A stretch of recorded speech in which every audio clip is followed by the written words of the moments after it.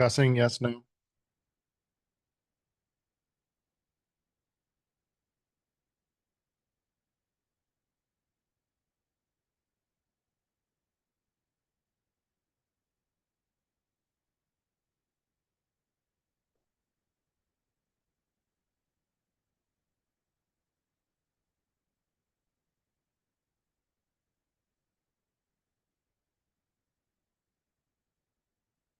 Is that a gladius? Nice.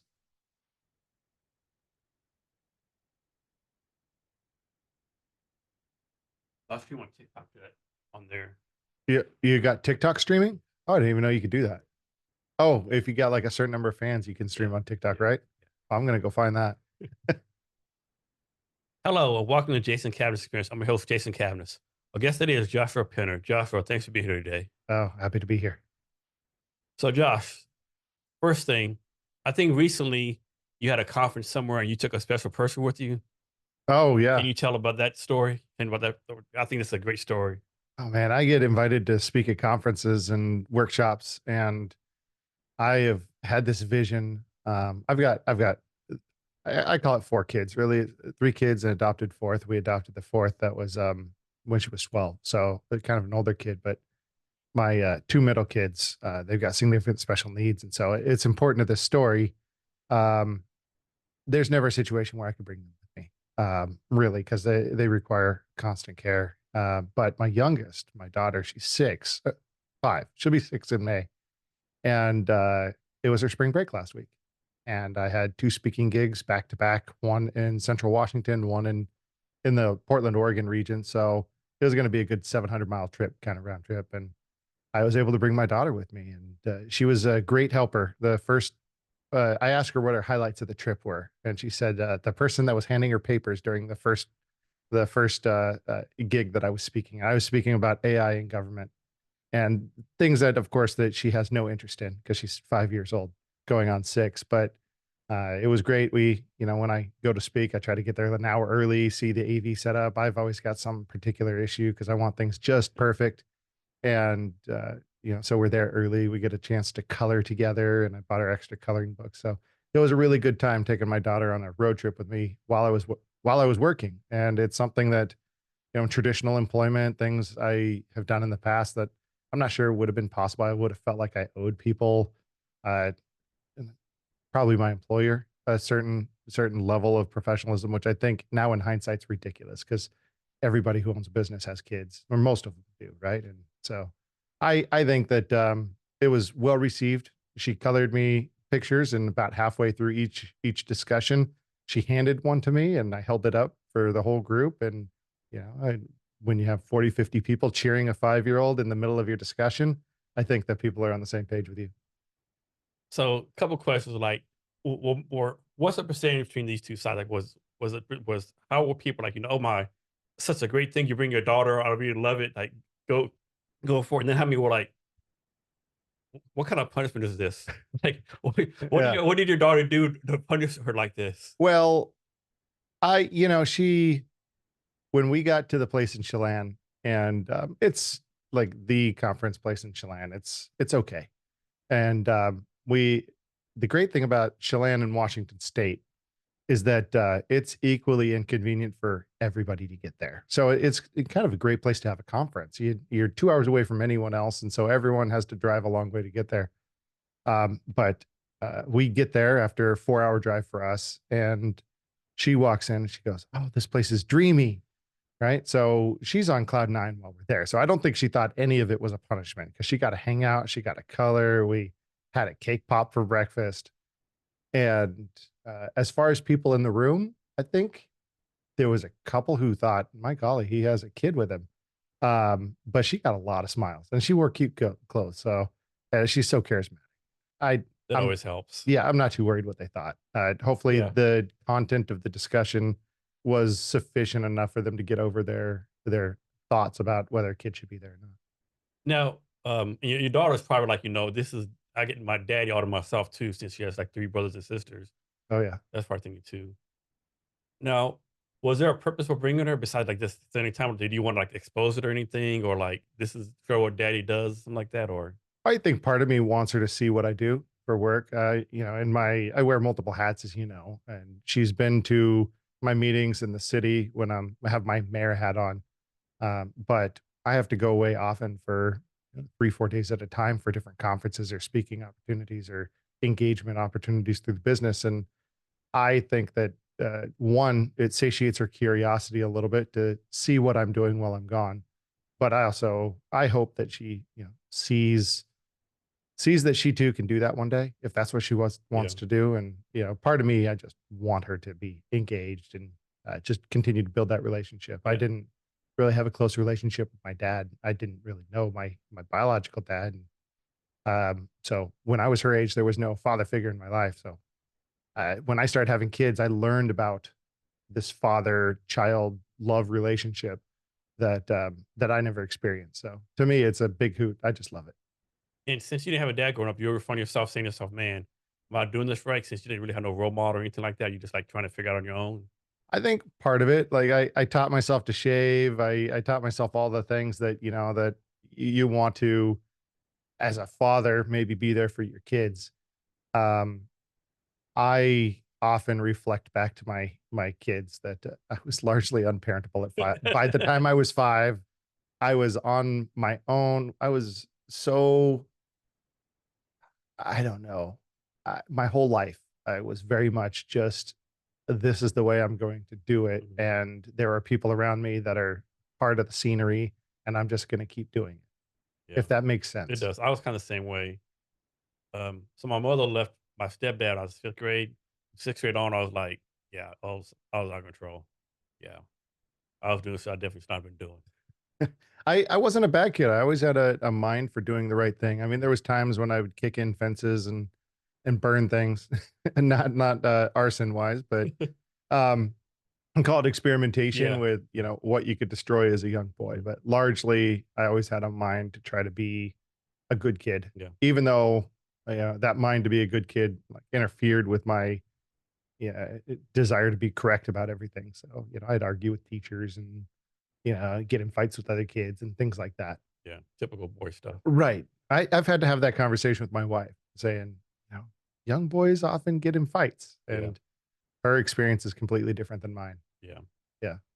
Um, so we're gonna go into like detail what you do, but besides that, what do you do for fun? Like, how do you have fun with yourself?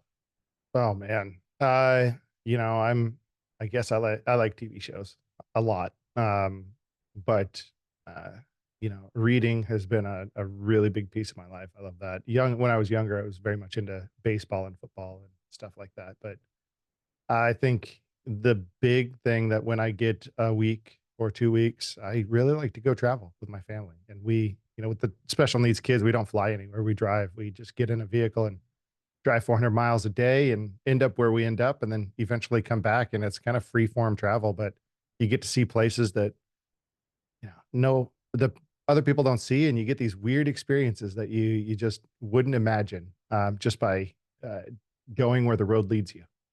What's been one of your favorite places so far?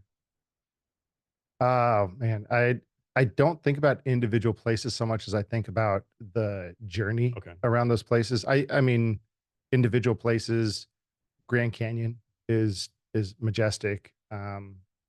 Lassen National Park is a hidden gem that most people don't know Yeah, where's about that it. at?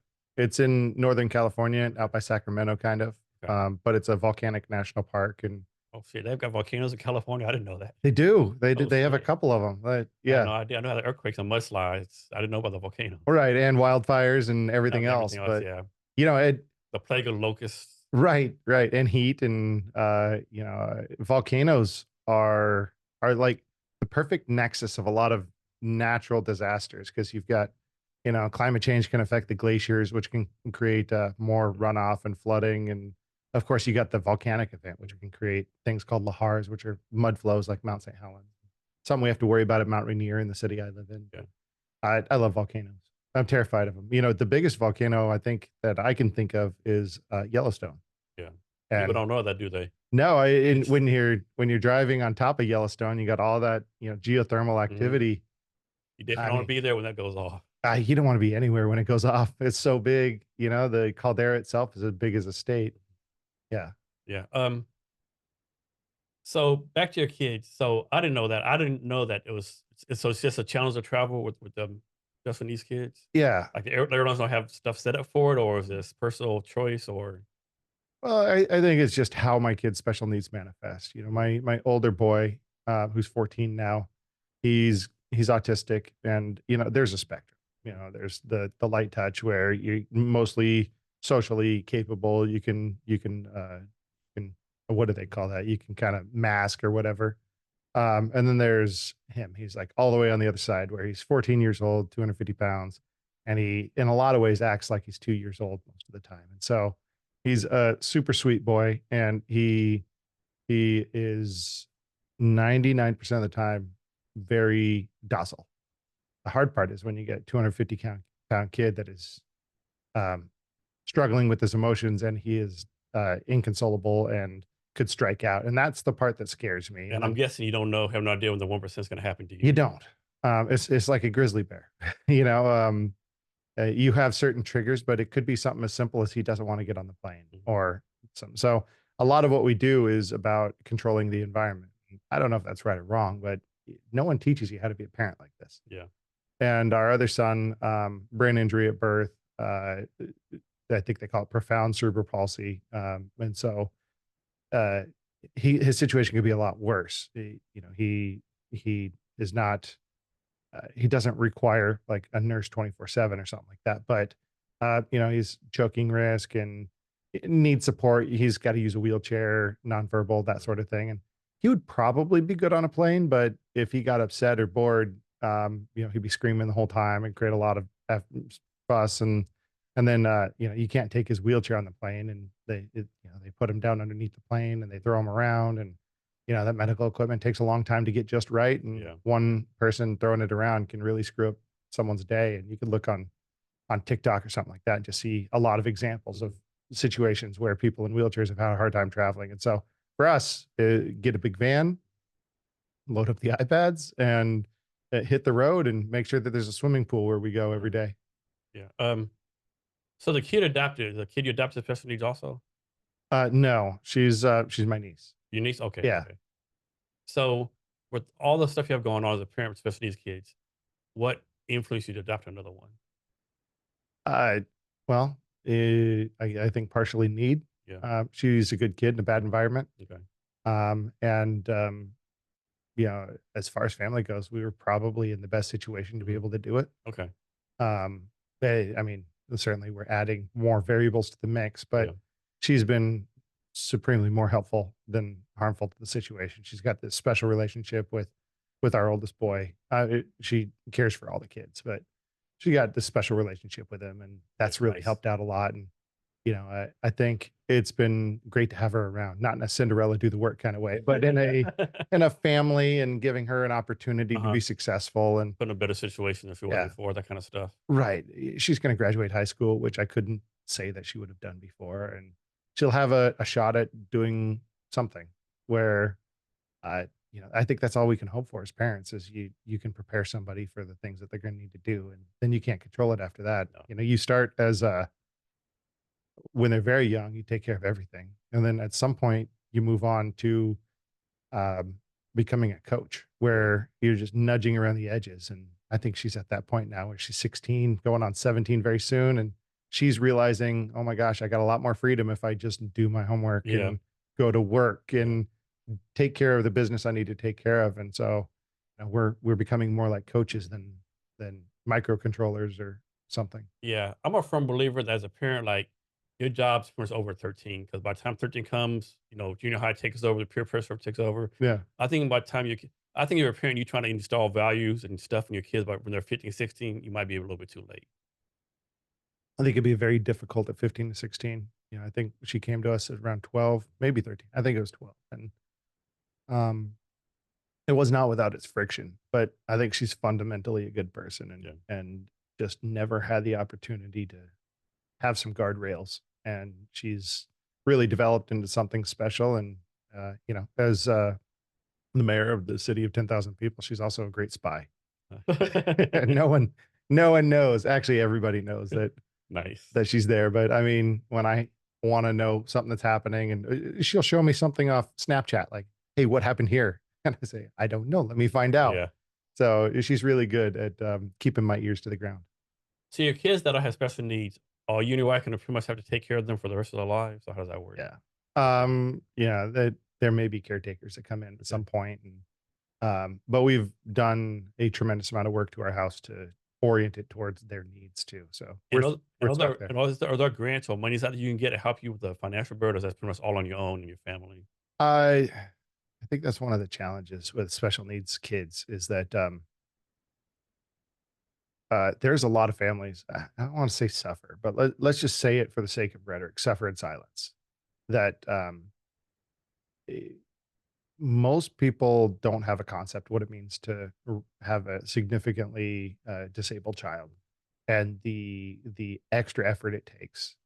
And so there's this gap that grows, and I think it's a gap of empathy too, and it goes both ways because when you have kids who they're 12 years old and they still need diapering, and you've got to always plan for that no matter where you're going, and what becomes normal to you is not normal to someone else, right? You changing a soiled diaper of a 12-year-old boy is not normal to someone else's experience, and so you have to try to be empathetic to their experience of never having watched that, and but at the same time you have to take care of business. And so that's the hard part, I think, is that there's a gap in understanding. I've seen it with my older boy when he's had his escalations, and folks they view the situation, why don't you just take care of business, and or why don't you yell at him, or swat him on the butt or Couldn't whatever, do and no good. it's not going to change a thing.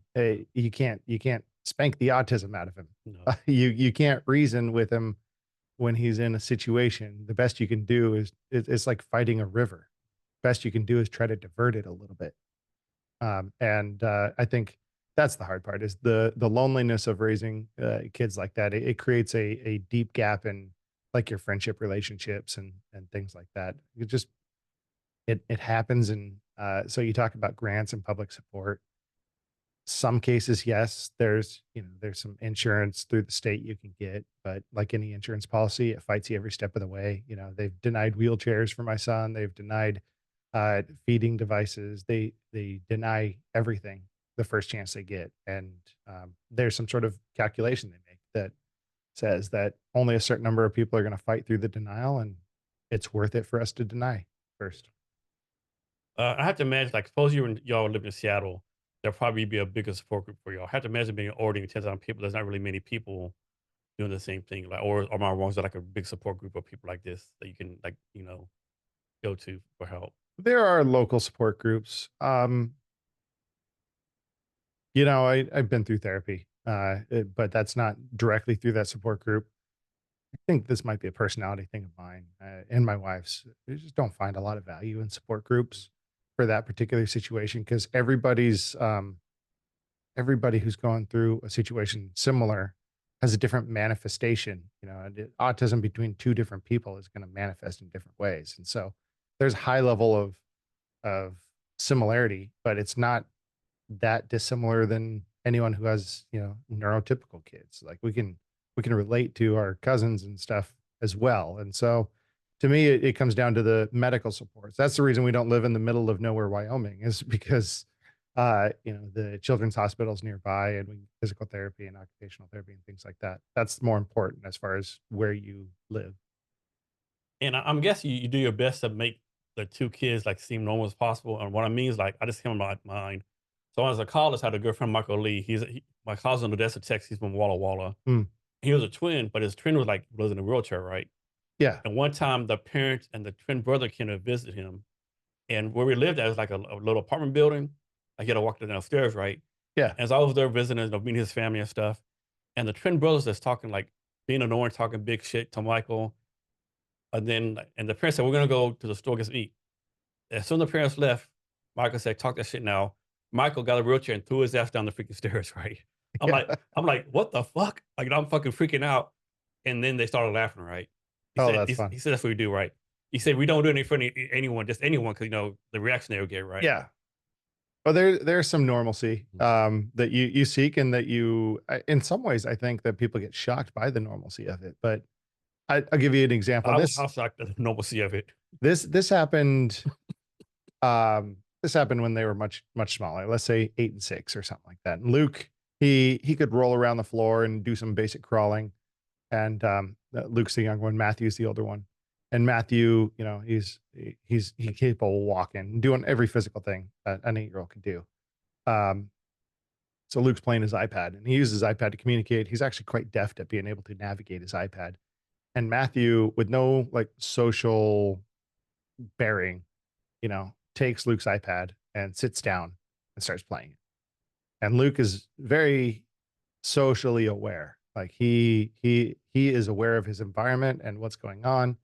And so, you know, he starts to whine a little bit, but then he rolls around Matthew and grabs the iPad from Matthew. And so from Matthew's perspective, the iPad was in front of him and it just disappeared. Mhm. Right. And Luke plays it a little bit more, and Matthew, you know, hears it and he sees it and he goes and grabs the iPad, turns away from Luke and starts playing it. And Luke goes and grabs it one more time and starts playing it. Matthew, yeah, he's got largely behaviors of like a 2-year-old, but he's also a problem solver. Like you leave him in a room and he'll tear everything apart. But in a way, tearing things apart is solving a problem as well. So he takes Luke's iPad, and Luke can only really use his left hand. So he sits on Luke's left arm. And at this point, you know, Luke starts screaming. My wife and I have been watching this whole, you know, brother fight go on. And we take Luke's iPad away. We try to tell Matthew it's going to be a couple minutes. Well, Luke can't physically take on Matthew, but he is aware of what's happening. And so when Luke gets the iPad, he deletes Matthew's apps, which is his way of getting it back at him. So we've had to lock out that sort of behavior between the two of them. And of course, they've got separate devices now. But um, just an example of how you have some sort of normalcy that's kind It's a of wrapped. typical sibling fight, right? Yeah, it's how they can Right. fight, and they leverage it. And you know, now it's funny is that, you know, Matthew's 14, his voice is changing, and he's got these pubescent activities. At the same time, you know, he's still really excited about, you know, Elmo. And Luke is 12, going on 18, because you know he's sitting in the living room eating or something, and he'll point to his bedroom with a, you know, changing voice and motion to his bedroom. And I mock him and say, "Oh, I'm Luke. I'm a big kid. I just want to go to my room. Stop, Dad." And he laughs at me. Yeah. And so, you know, he's very much turning into a teenager that wants to go to his room and hang out there and Yeah. do things in his room. And so there's normalcy. And then when you go out, you know, people, especially when Luke was young, anytime you see it, like a 3 or 4-year-old in a wheelchair, I mean, you're going to look. And so that was hard, is to just kind of carry on as if that's completely normal. Because as a parent, if I don't pretend that that's normal and act like I'm unfazed, I don't know how I'm supposed to act. But I sure as hell am not going to make Luke feel like he's abnormal. It I'm does your kids no good to keep it at home all the time. You gotta put them out in the public, right? Yeah, I think, you know, the great thing in our city is that people. I mean, Luke is like a celebrity now.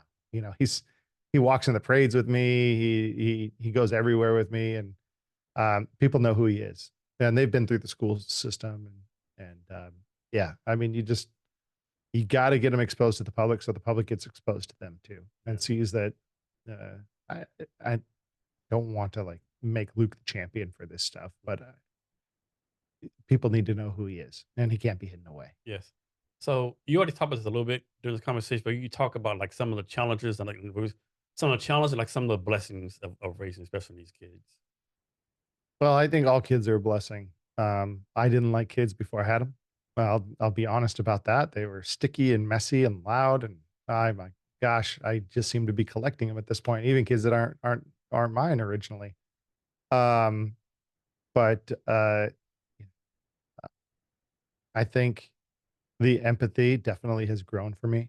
It just generally, I would advise any new father, change your baby's diaper. You know, because uh, the mother does so much, feeding and you know, connecting with the child. So if you don't change your baby's diaper, you're missing a great opportunity to get the love that comes from caretaking. But the special needs piece, you know, it's just a one foot in front of the other thing. And I would say it's made me more patient. It's made me more empathetic. At the same time, you know, it's given me a big ass chip on my shoulder too, or at least added to it. So, if I could go back in time and change things, of course, I'd cure autism if there ever was a cure. I'd, cure brain injuries if there ever was a cure, but I would never wish that they didn't exist. I, this is who they are. And at, at times that's the piece that hits me. It's like, how much do they recognize that they're different? But how much do we recognize we're different? I don't know. Yeah. So let's suppose there's a set of parents out there, right? And they're leaving the doctor. The doctors told them, "Hey, I don't know how to tell you this, but your kids, is like the ladies will say 2 months pregnant or whatever. They say you're gonna obviously you have a special needs kids. Yeah. They're totally unprepared. No one in the family's dealt with it before. Like, what is your advice for them to deal with the situation?" Um, that touches on some subjects because, in some other countries, they say, well, we've gotten rid of Down syndrome, but in reality, they've just aborted every baby that could, be born with Down syndrome. So, um, uh, I'd say take it as you're given. Um, every kid is a blessing. And that's a really hard situation because um, what would you what would you do if you knew your kid was going to have a harder road at life? But uh, I wouldn't like if I could go back to and tell myself, when Matthew was in utero, I would just give myself advice on how to be a better parent and how to be a better husband.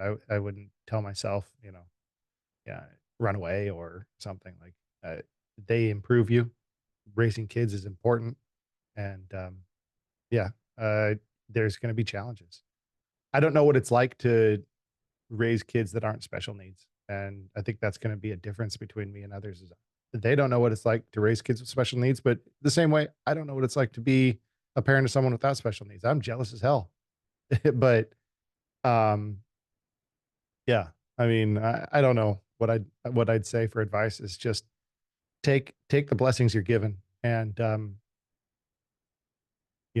think about I'll take this in a different way is that in the last week, I've been told no, in business and in politics at 3 or 4 times. Things that I wanted that I didn't get. And I look back at my life and there's 1,000, 10,000, many thousands of times where the things I wanted isn't what I got, if I got anything at all. But I'm here today and able to do the things I'm doing because of all those things that were no's, but also the things that were yeses too. And so when you look back at the tapestry, you don't know which thread is the right thread. Yeah. So here where we live in the Seattle area, I think it's called the Cascadia Induction Zone. I think where worst case scenario we could have an earthquake, volcano, tsunami.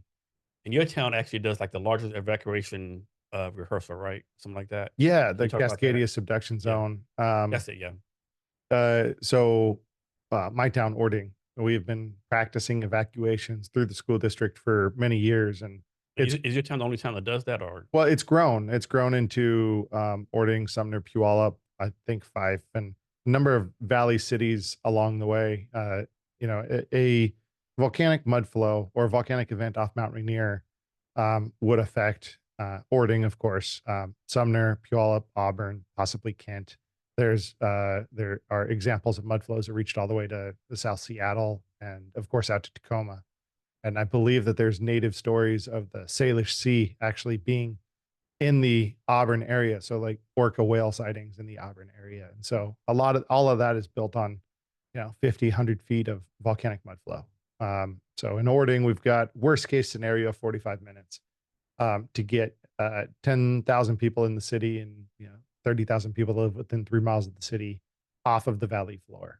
And so every year we coordinate with the school district and work on evacuating thousands of kids and working on what our response is going to be. And we've gone all the way to DC and the FEMA Emergency Management Institute to work on regional coordination. I think we're pretty advanced compared to where we were, say, 10 years ago. But we got so far to go. It's like digging a fighting hole. Is it every time you have an opportunity, you improve your position. yeah? So how will the traffic work? Like where I live in DuPont, it's like it's pretty small town, 10,000 people. Traffic a little bad. Me and wife would joke around. we see the volcano, we're gonna sit on the front porch, have a drink, right? Because there's no way we can get out of DuPont. We think. I think DuPont. So yeah, in DuPont, you'd be more concerned. Uh, Tsunami wouldn't be a big issue. Volcanic mud flow, probably not a big issue.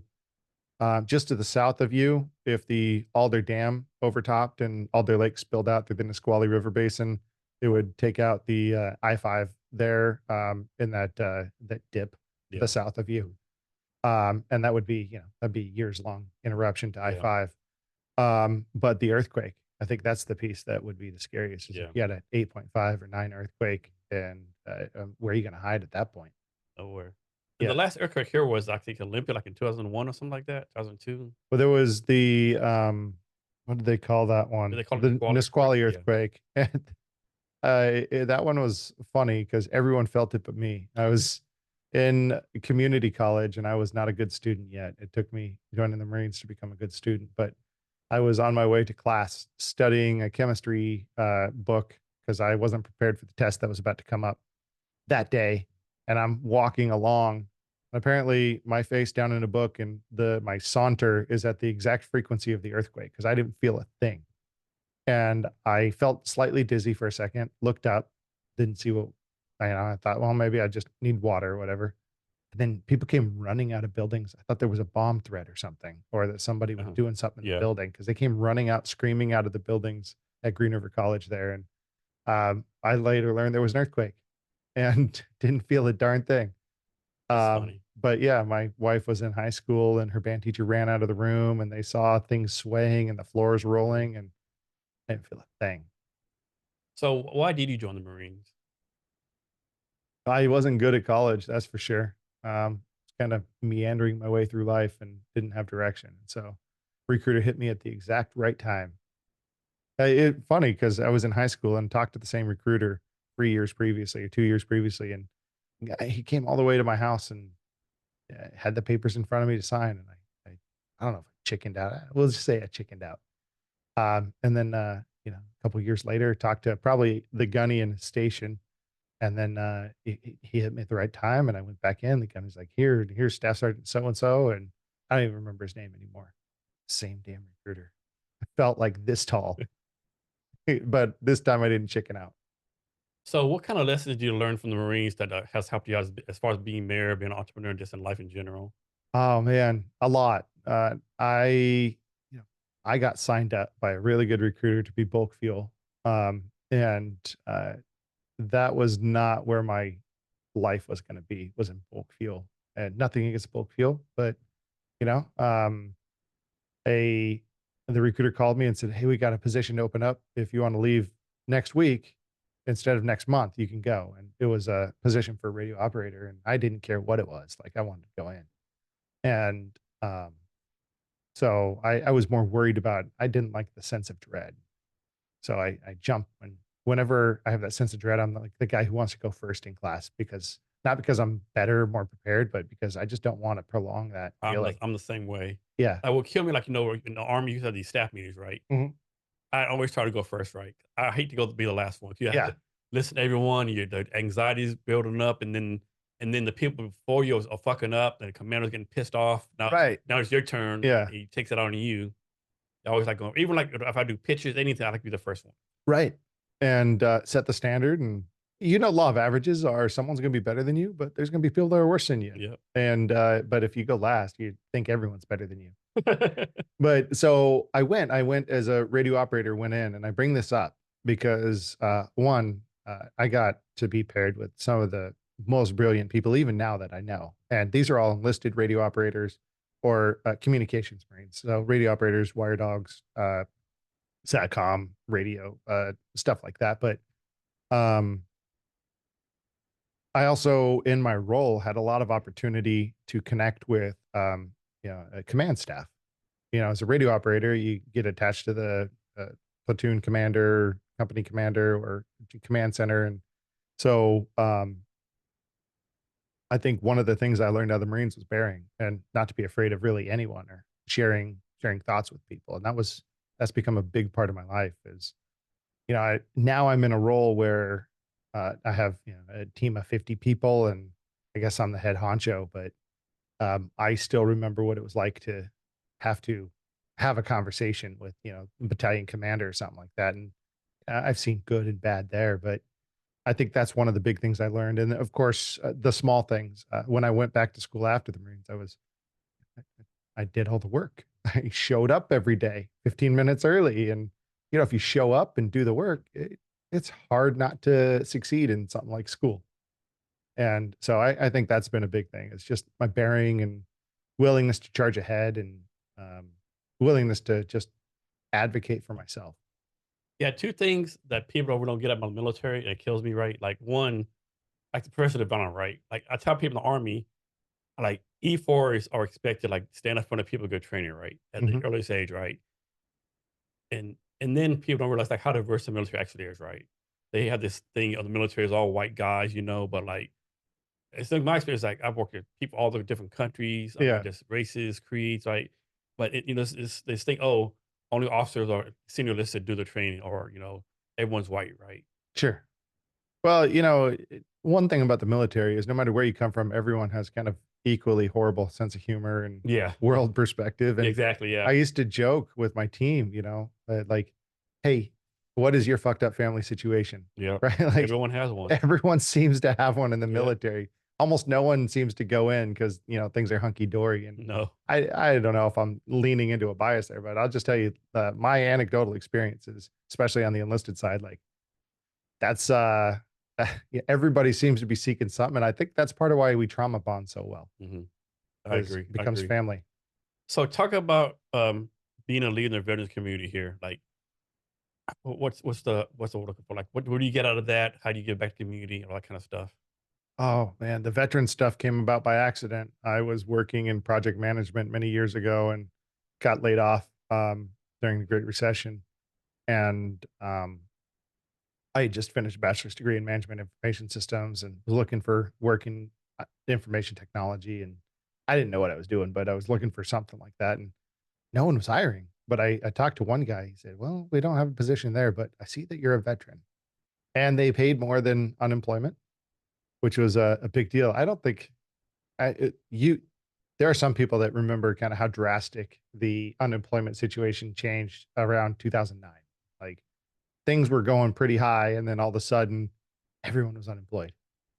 And so I started doing veterans outreach, which means at a mental health clinic. Like I would find veterans in the community. I'd come down here and hang out down here on First Avenue and just yeah, sit down and at like the senior centers and food banks and stuff. Try to find veterans who needed support and that's what I did for a couple years, and it actually led to where I'm at here through a lot of just fortuitous happenstance.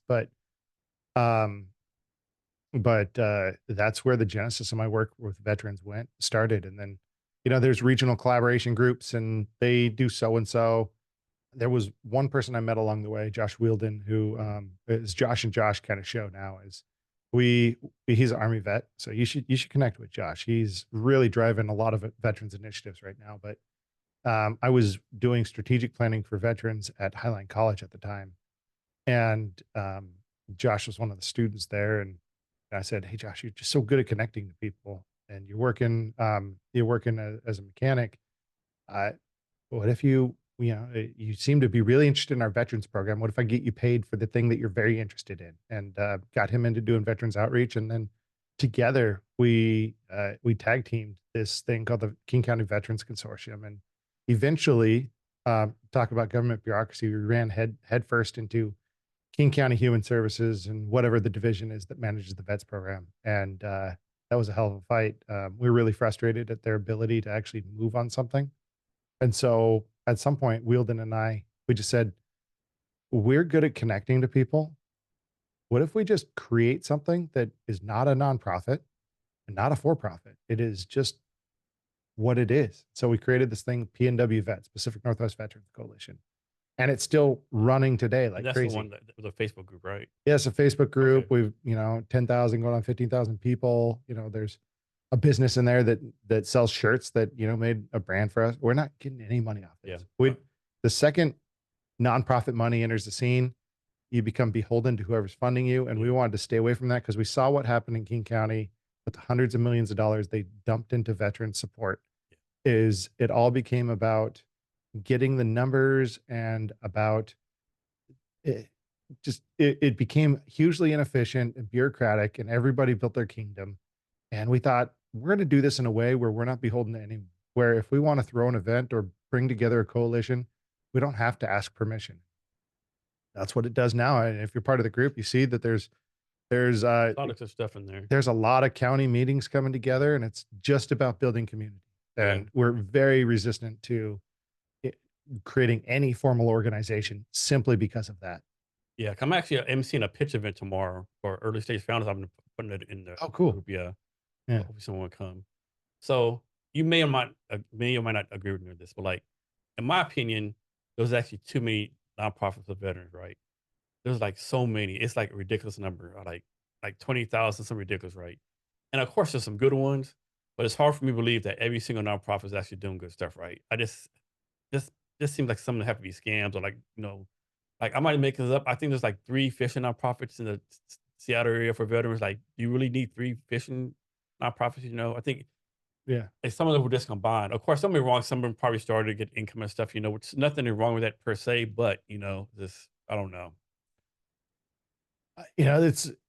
It's the same thing with the for-profit business, especially if you're in a pitch competition, right? It's the chicken and the egg thing. Do you need funding before a product, or do you Yeah, need product before yeah, funding? And I see nonprofit as like the natural progression of somebody who wants to do good work. I think you can look at PNW Vets, and we could start up a nonprofit. We could probably raise money to be supported by it. But at the point we raised money, we would have to answer for that money. yeah. And You'd have to get a board of directors or something, and all that stuff that comes with it. yeah, and And it, there's some risk of doing things yeah, it, freewheeling like we are, yeah. but at the same time, there's no financial risk because we're not selling anything. Yeah, even though it's a nonprofit, it's still a business, right? I mean, Right. and then who wants to take the responsibility of running a business? I Starting a nonprofit or a C corp is more complex than most people realize. Yes, it is. And Yes, it is. I mean, we had it Inquisio. I think we have a great idea and we're working on it. But it took us 6 months to start up the business because you had to figure out who had what share and how your board was going to Yeah, work out and what your bylaws are. And it is much easier if you've got an idea, just start doing it. yeah. And just realize the risk environment. Like you don't want to take on a defense project for Boeing without insurance or something like that. But and just start doing something. Yeah, And if there's a response to it, you can decide then what the right vehicle is. C corp, nonprofit, LLC, LLP. There's a bunch of different vehicles to deliver your idea, but yeah, especially on the nonprofit side, because most of the ideas on the nonprofit side solve a problem, but I'm not convinced that most of them are nonprofit corporation, yeah. because a I agree. corporation is a whole different beast than just doing what you want to do. Yeah. So we should take on this, right? So you see all the time, everywhere, like I'm a homeless veteran, right? Mhm. And people probably blast me for this. Like, I don't know if I believe that all homeless veterans are all veterans, right? Like, because there's so many programs out there for veterans, right? Just go to one. I remember there's probably some people out there like homeless veterans that need some help, but man, all of them are homeless veterans. Like, how many of them are like you think that's like holding a sign, trying like or taking advantage of people's good heartedness? Right? Oh, there's a veteran. Let me give him $5. Excuse me. It sometimes, yeah, you'll see somebody who's this was back 20 years or 15 years ago when I was doing the work. You'd see somebody who was 30 years old saying, I'm a Vietnam veteran. And Mhm. you know that there's mental health issues going on there. Yeah, Somebody who would either be willing to just go so far outside of their experience to say it, which I think itself is a issue, yeah, or somebody who truly believes it. There's been one or two times that I didn't believe someone was who they said they were, and it's a trust but verify. And we'd go order their DD 214 from the National Archives, and lo and behold, sometimes it'd come back and yeah. it was authentic. And you hate to be like, oh, you're not a veteran, and they come back being a veteran because then you feel like shit. Yeah, there's this one guy I met at the Pike Place Senior Center, and he claimed to be a Marine. And I mean, he didn't know the Marine Corps birthday. He didn't, the Marines are a cult. And Yeah, so there's like some things you should know. there's Like some things you should day know. one of basic training, Right. right? It get drilled in your head for years and you just know it. Yeah, And he was not able to Like I was convinced Yeah. he was wrong. Came back, Korean War veteran.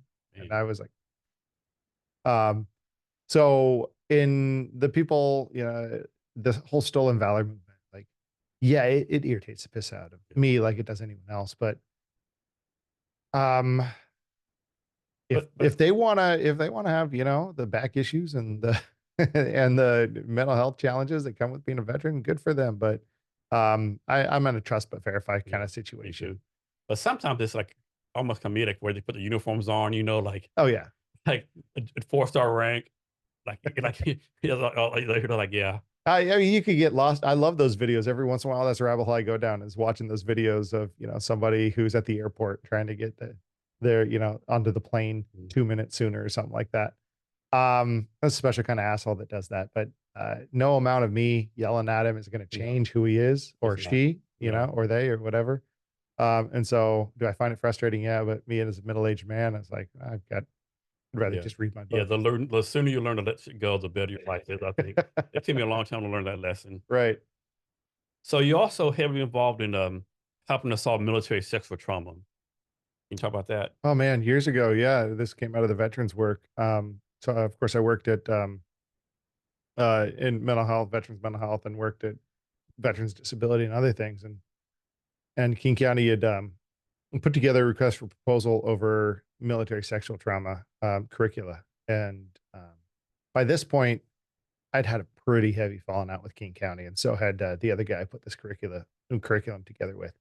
But our curriculum was so much better than the alternative that they did what any ethical county employee would do that had their preferred vendor. They split the contract in half and gave us half of it and gave the other people half of it.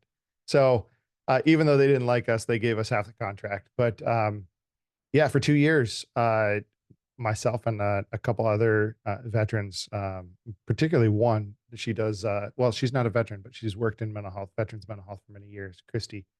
Um, and I don't have permission to share anything, so I'll just say Christy. But she knows who I am. And we did this curriculum for social workers, case managers, veterans on military sexual trauma and all the different pieces. So veterans cultural competency, if you're somebody who's doing social work and you've got veterans coming through and you just assume, everyone coming in as a soldier, no offense, but like there's half the military that's not soldiers.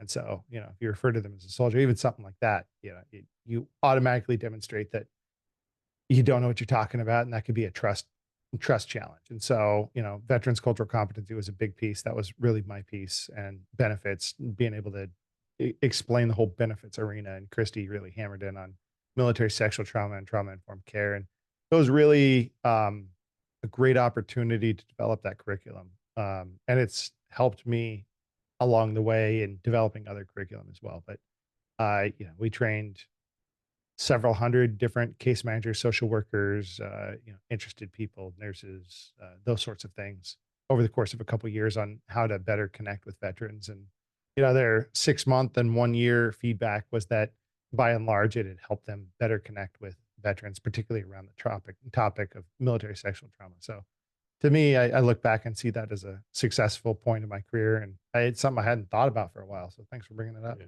So one thing that drives me crazy, like you'll see like a female, like she served maybe 5, 6 years. I mean, she might know me now, right? And she'll be at a store somewhere and the guy will say, "Tell your husband thank you for your service." And she'll like, "Motherfucker, I'm the veteran, right?" And they're like, "Oh, how's that possible? Even this is 2024. Like, this is insane, right?" Well, yeah, what's crazy about now is that you've got whole people who've been through their whole career without deploying, right? Yeah. And unlike 2004, 2005, 2010, like I, Back then, only people would like what's it called, slick sheets, slick things, like no combat patch, six sleeves. We used to call them slick sleeves. oh really? If we call it six sleeves, only you must be just out of AIT or basic training or officer school. Oh, got it. Yeah. Yeah.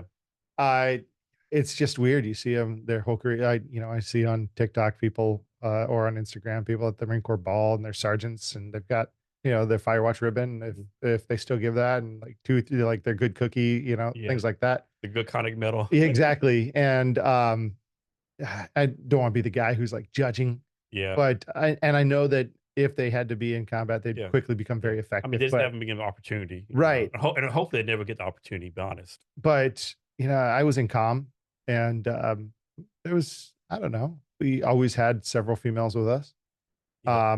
and deployed, non-deployed, and Mhm. so yeah, you go back to the military sexual trauma. It could happen to men or women, of Yep. course. But I've got a good relationship with a couple of them still to this day, from our old platoon, because we all talk, and every one of them says, every woman has been assaulted. And I Yeah. think, to me, good Lord, that's anytime you see a statement that says every or always, you Yeah. wonder, like, how accurate is it? But then again, it's a pervasive issue, Yeah. and it was for a very long time. And I can't discount their experience. Yeah. But yeah, nowadays, y- I think we all still have that bias that, only men are the ones that serve. But my experience is that, we had some pretty good Marines that were females, Yeah. and our shipbirds were almost never the females. Yeah. So Me too. My best and she, my best warrant officer were both females. there you go. And if we transition this to the political realm, because it's Mhm. something I want to bring up real Yeah. quick, is that so there's 281 cities in Washington, and I'm on the board of directors for the Association of Washington Cities. So, all the cities are part of a big association. I'm on the board. And my city, we've got there's 7 council members and a mayor. So 8 electeds, and 7 of those electeds are males. 51% of our city is female, right? So how is that the situation? But you look across every jurisdiction and you see very similar pattern is, in most jurisdictions, the governing body is mostly male by a long shot, even at the state legislature and federal legislature. I think DuPont's the same way.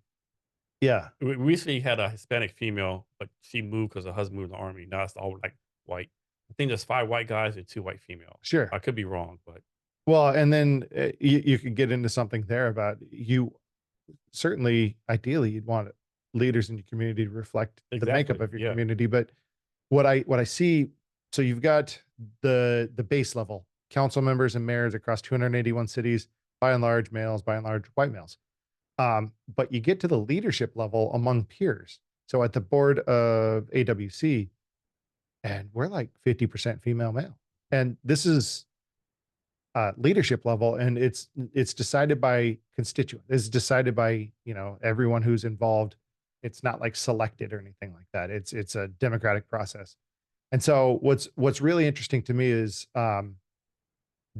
that women pursue this sort of job less, but when they do, they apparently do it really well. And when you get to the leadership level of that leadership job, uh, you see more of a balance that reflects reality. So I just think that's a really curious It thing is. that occurs, It that is. in a meritocracy somewhat, um, that women seem to uh, overperform at the leadership level among leaders. I don't know what that's all about. Yeah. Somebody way smarter than that has to figure that out, huh? Yeah, I mean, who knows, right? Because you slip in all sorts of social sciences, which is kind of voodoo mumbo jumbo. I don't know, but it's just an observation I have that I've Yeah. made, is that, half of our board is made of women. But when you look at the pool of candidates, it's probably 15% women in the pool of candidates, but 50% of the board is women. So clearly there's something occurring there. Yeah. And you've been the mayor for like 12 years, I think? 7 years. Oh, 7 And years. then I was on the council for 6 years before Okay. that. Okay. Yeah. So a few years ago, 3 years ago, the big thing was this defund the police movement, right? Mhm. You take the money away, right? And one thing I'll probably get blasted, but my thing is what they actually need more money for more training, right? Especially de-escalation training, right? So I mean, all the time you see like police pull someone over, a person out crowd, and they like, escalate the situation. They pull a gun out and, when they don't need to, or start yelling when they don't to. Like, what's your take on that? Do we need more de-escalation training? More like another thing too, I'm not, we don't need like a national police standard, right? But like, I know in my hometown of Odessa, Texas, all you gotta do is take a 6-month police academy, you're a police officer, right? Or in Texas, you gotta have a 4-year degree in criminal justice. Yeah. So how do you like make sure all this training correct without making a national policy, which I definitely don't think we need? Well, defund the police came out of frustration over um, not being able to connect with the police in some way, right? So you have to acknowledge that there's a base level of frustration. The idea of defund the police is, I'm going to be very blunt here, fucking stupid and counterproductive to the desire of the people who would want to see police improve. Because you defund the police and you are going to end up in a situation we have now where, it's hard to recruit police officers. And to be frank, if you can fog a mirror and don't have an issue in your background, you're going to be sent to the academy at this point, and you're going to get a police job if you can pass it. And you And that's know the opposite of what they need right now. that's the opposite of what anyone would desire. Is you would want 20 something years ago, before the Marines, I thought, well, maybe I want to be a police officer. And I went to go take the test for a police officer for Tacoma Police Department. And there were 1,600 people at the Tacoma Dome taking the test at the Damn. same time as I was. And they had an opportunity to select among their candidates. And that's not the situation we're in anymore. The situation we're in is that everyone is competing for a very small pool of candidates, and throwing $10,000, $20,000 signing bonuses, but Yeah, everyone's doing yeah. the same I saw thing. the news yesterday. Ren's offering a $40,000 signing bonus. What's the matter at this point? The issue is the candidate pool is so small that the whole defund the police movement was counterproductive to the goal in the end. It should have been, police should have different types of training or something. And I don't, when I hire a police officer, I'm the last interview. So they go through civil service process, they go through lie detector, they go through chief's interviews, they go through a bunch of different steps that take a long time. So already they're going through a lot of filters. And my question to them is, what should policing look like in the future?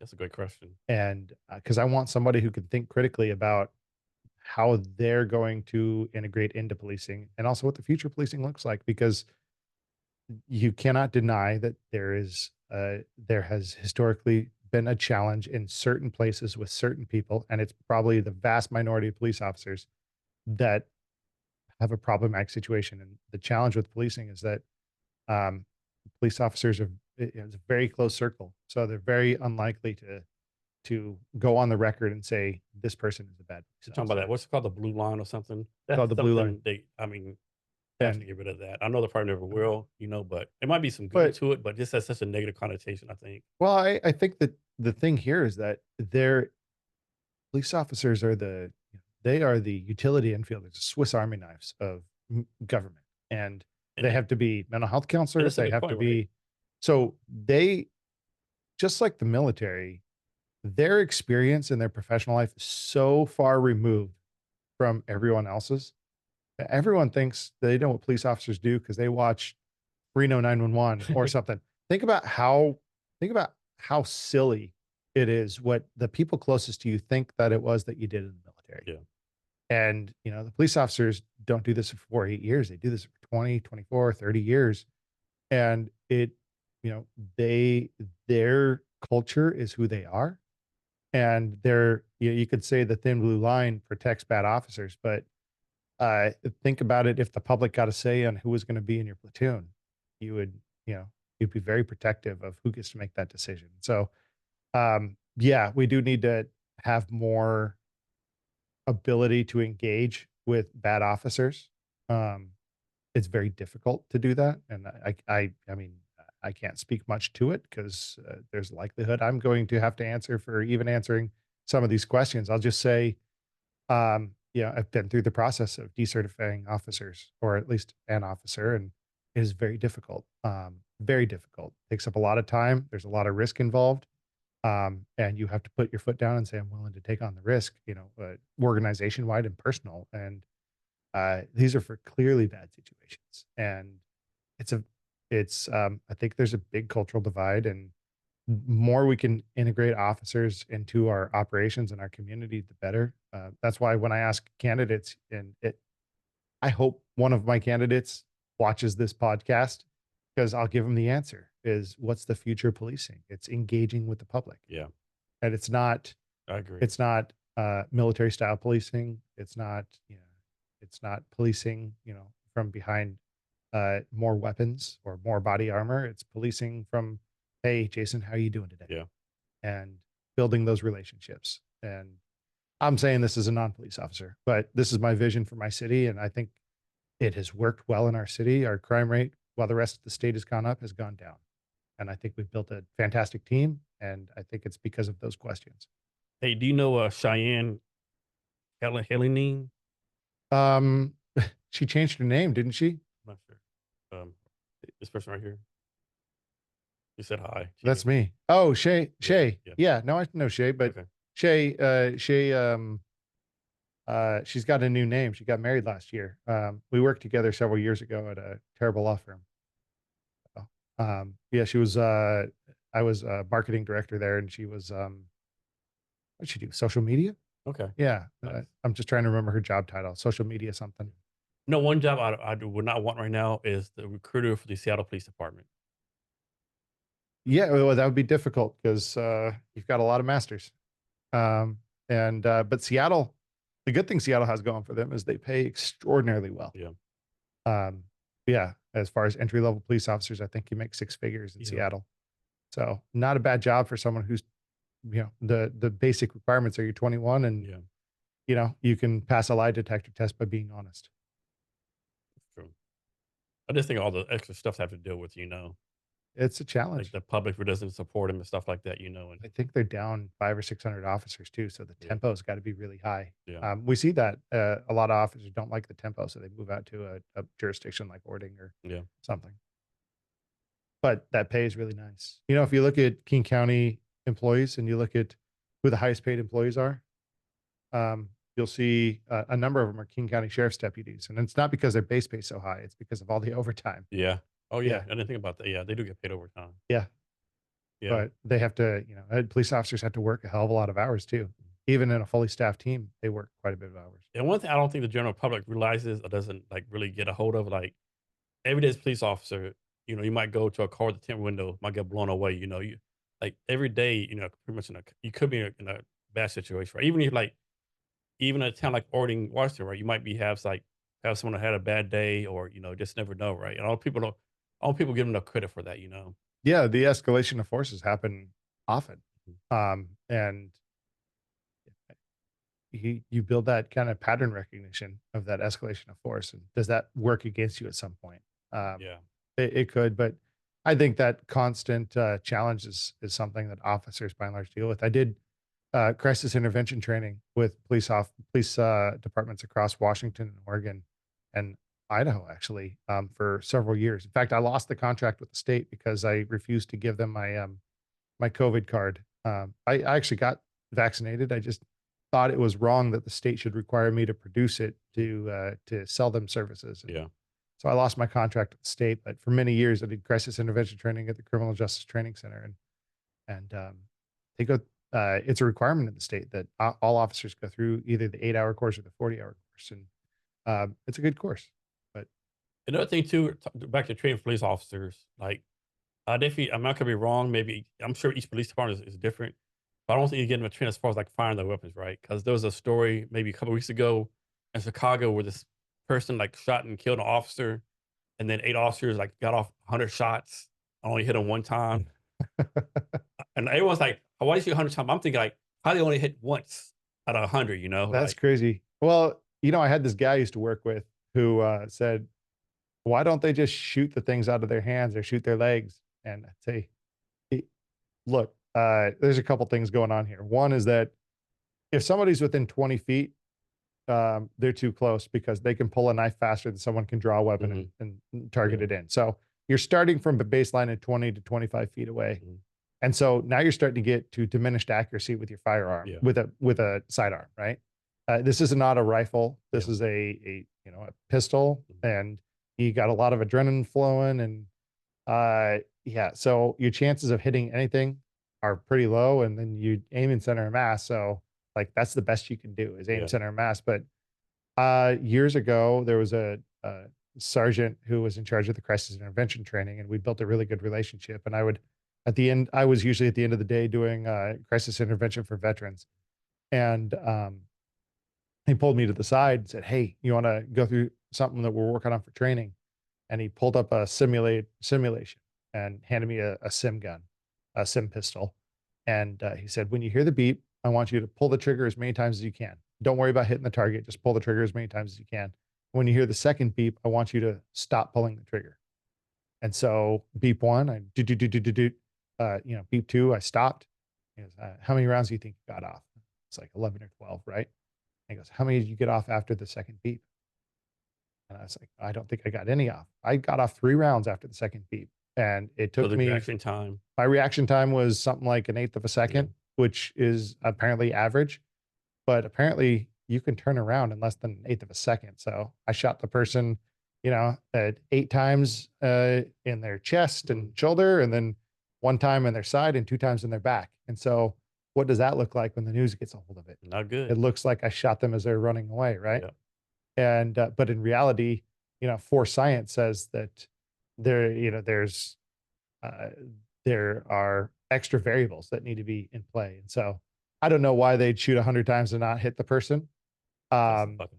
but maybe they were firing for suppression.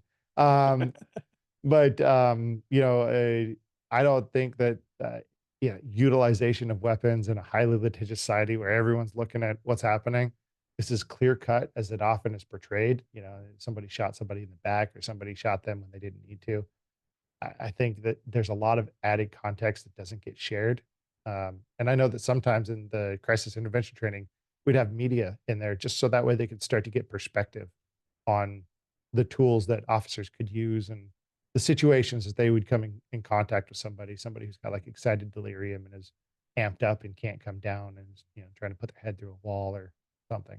And I wonder like how many of these police departments actually do like combative training or like jiu-jitsu training, a one-on-one fight training, like, hey, you know, you need to fight this guy one-on-one or nothing else, like take some kind of combat training or karate or something like to defend yourself, right? Yeah, I don't know what the ongoing training looks like. I know that it's part of the academy course to, have some sort of judo and stuff like that. And or do y'all have your own police academy? Or y'all go somewhere else? What in Washington, you go through the state Oh, academy. okay, so just one Yeah, state academy, okay. I think it would be great if we could have more localized academies. That's something that we'd love our legislators to maybe push is the idea. So in fire, you can have local academies, but in police, you have one state academy. And so even though we have like a low count of potential recruits, it's still like a 2-year delay to get a recruit into the academy in some places, Oh, wow. depending on your situation. That's because the state is the bottleneck.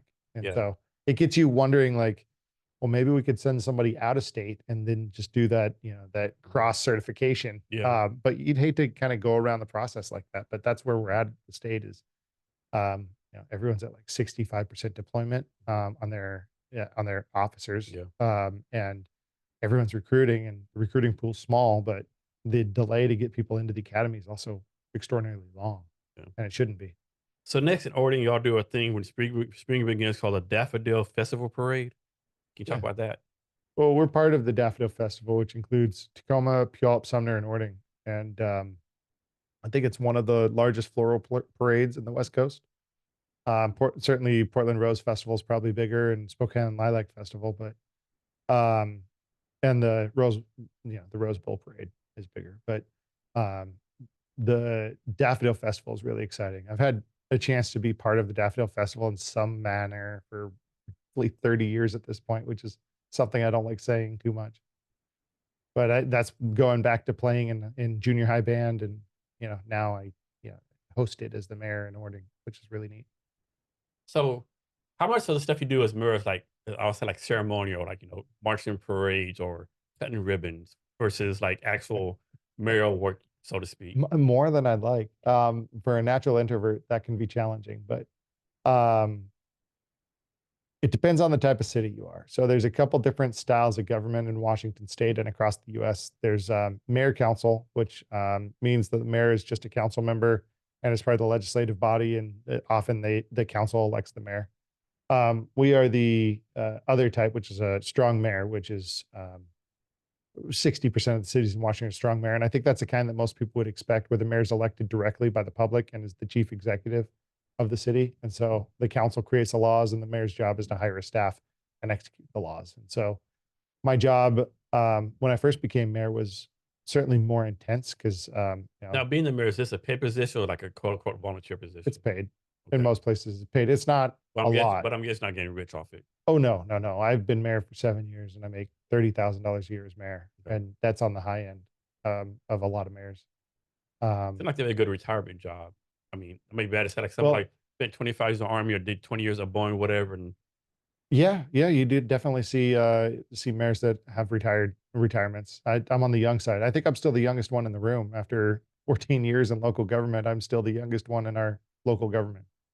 So I'm on the young side. so why become mayor? What drove you to do that? Oh man, petty revenge, but also because I thought I Great could. reason.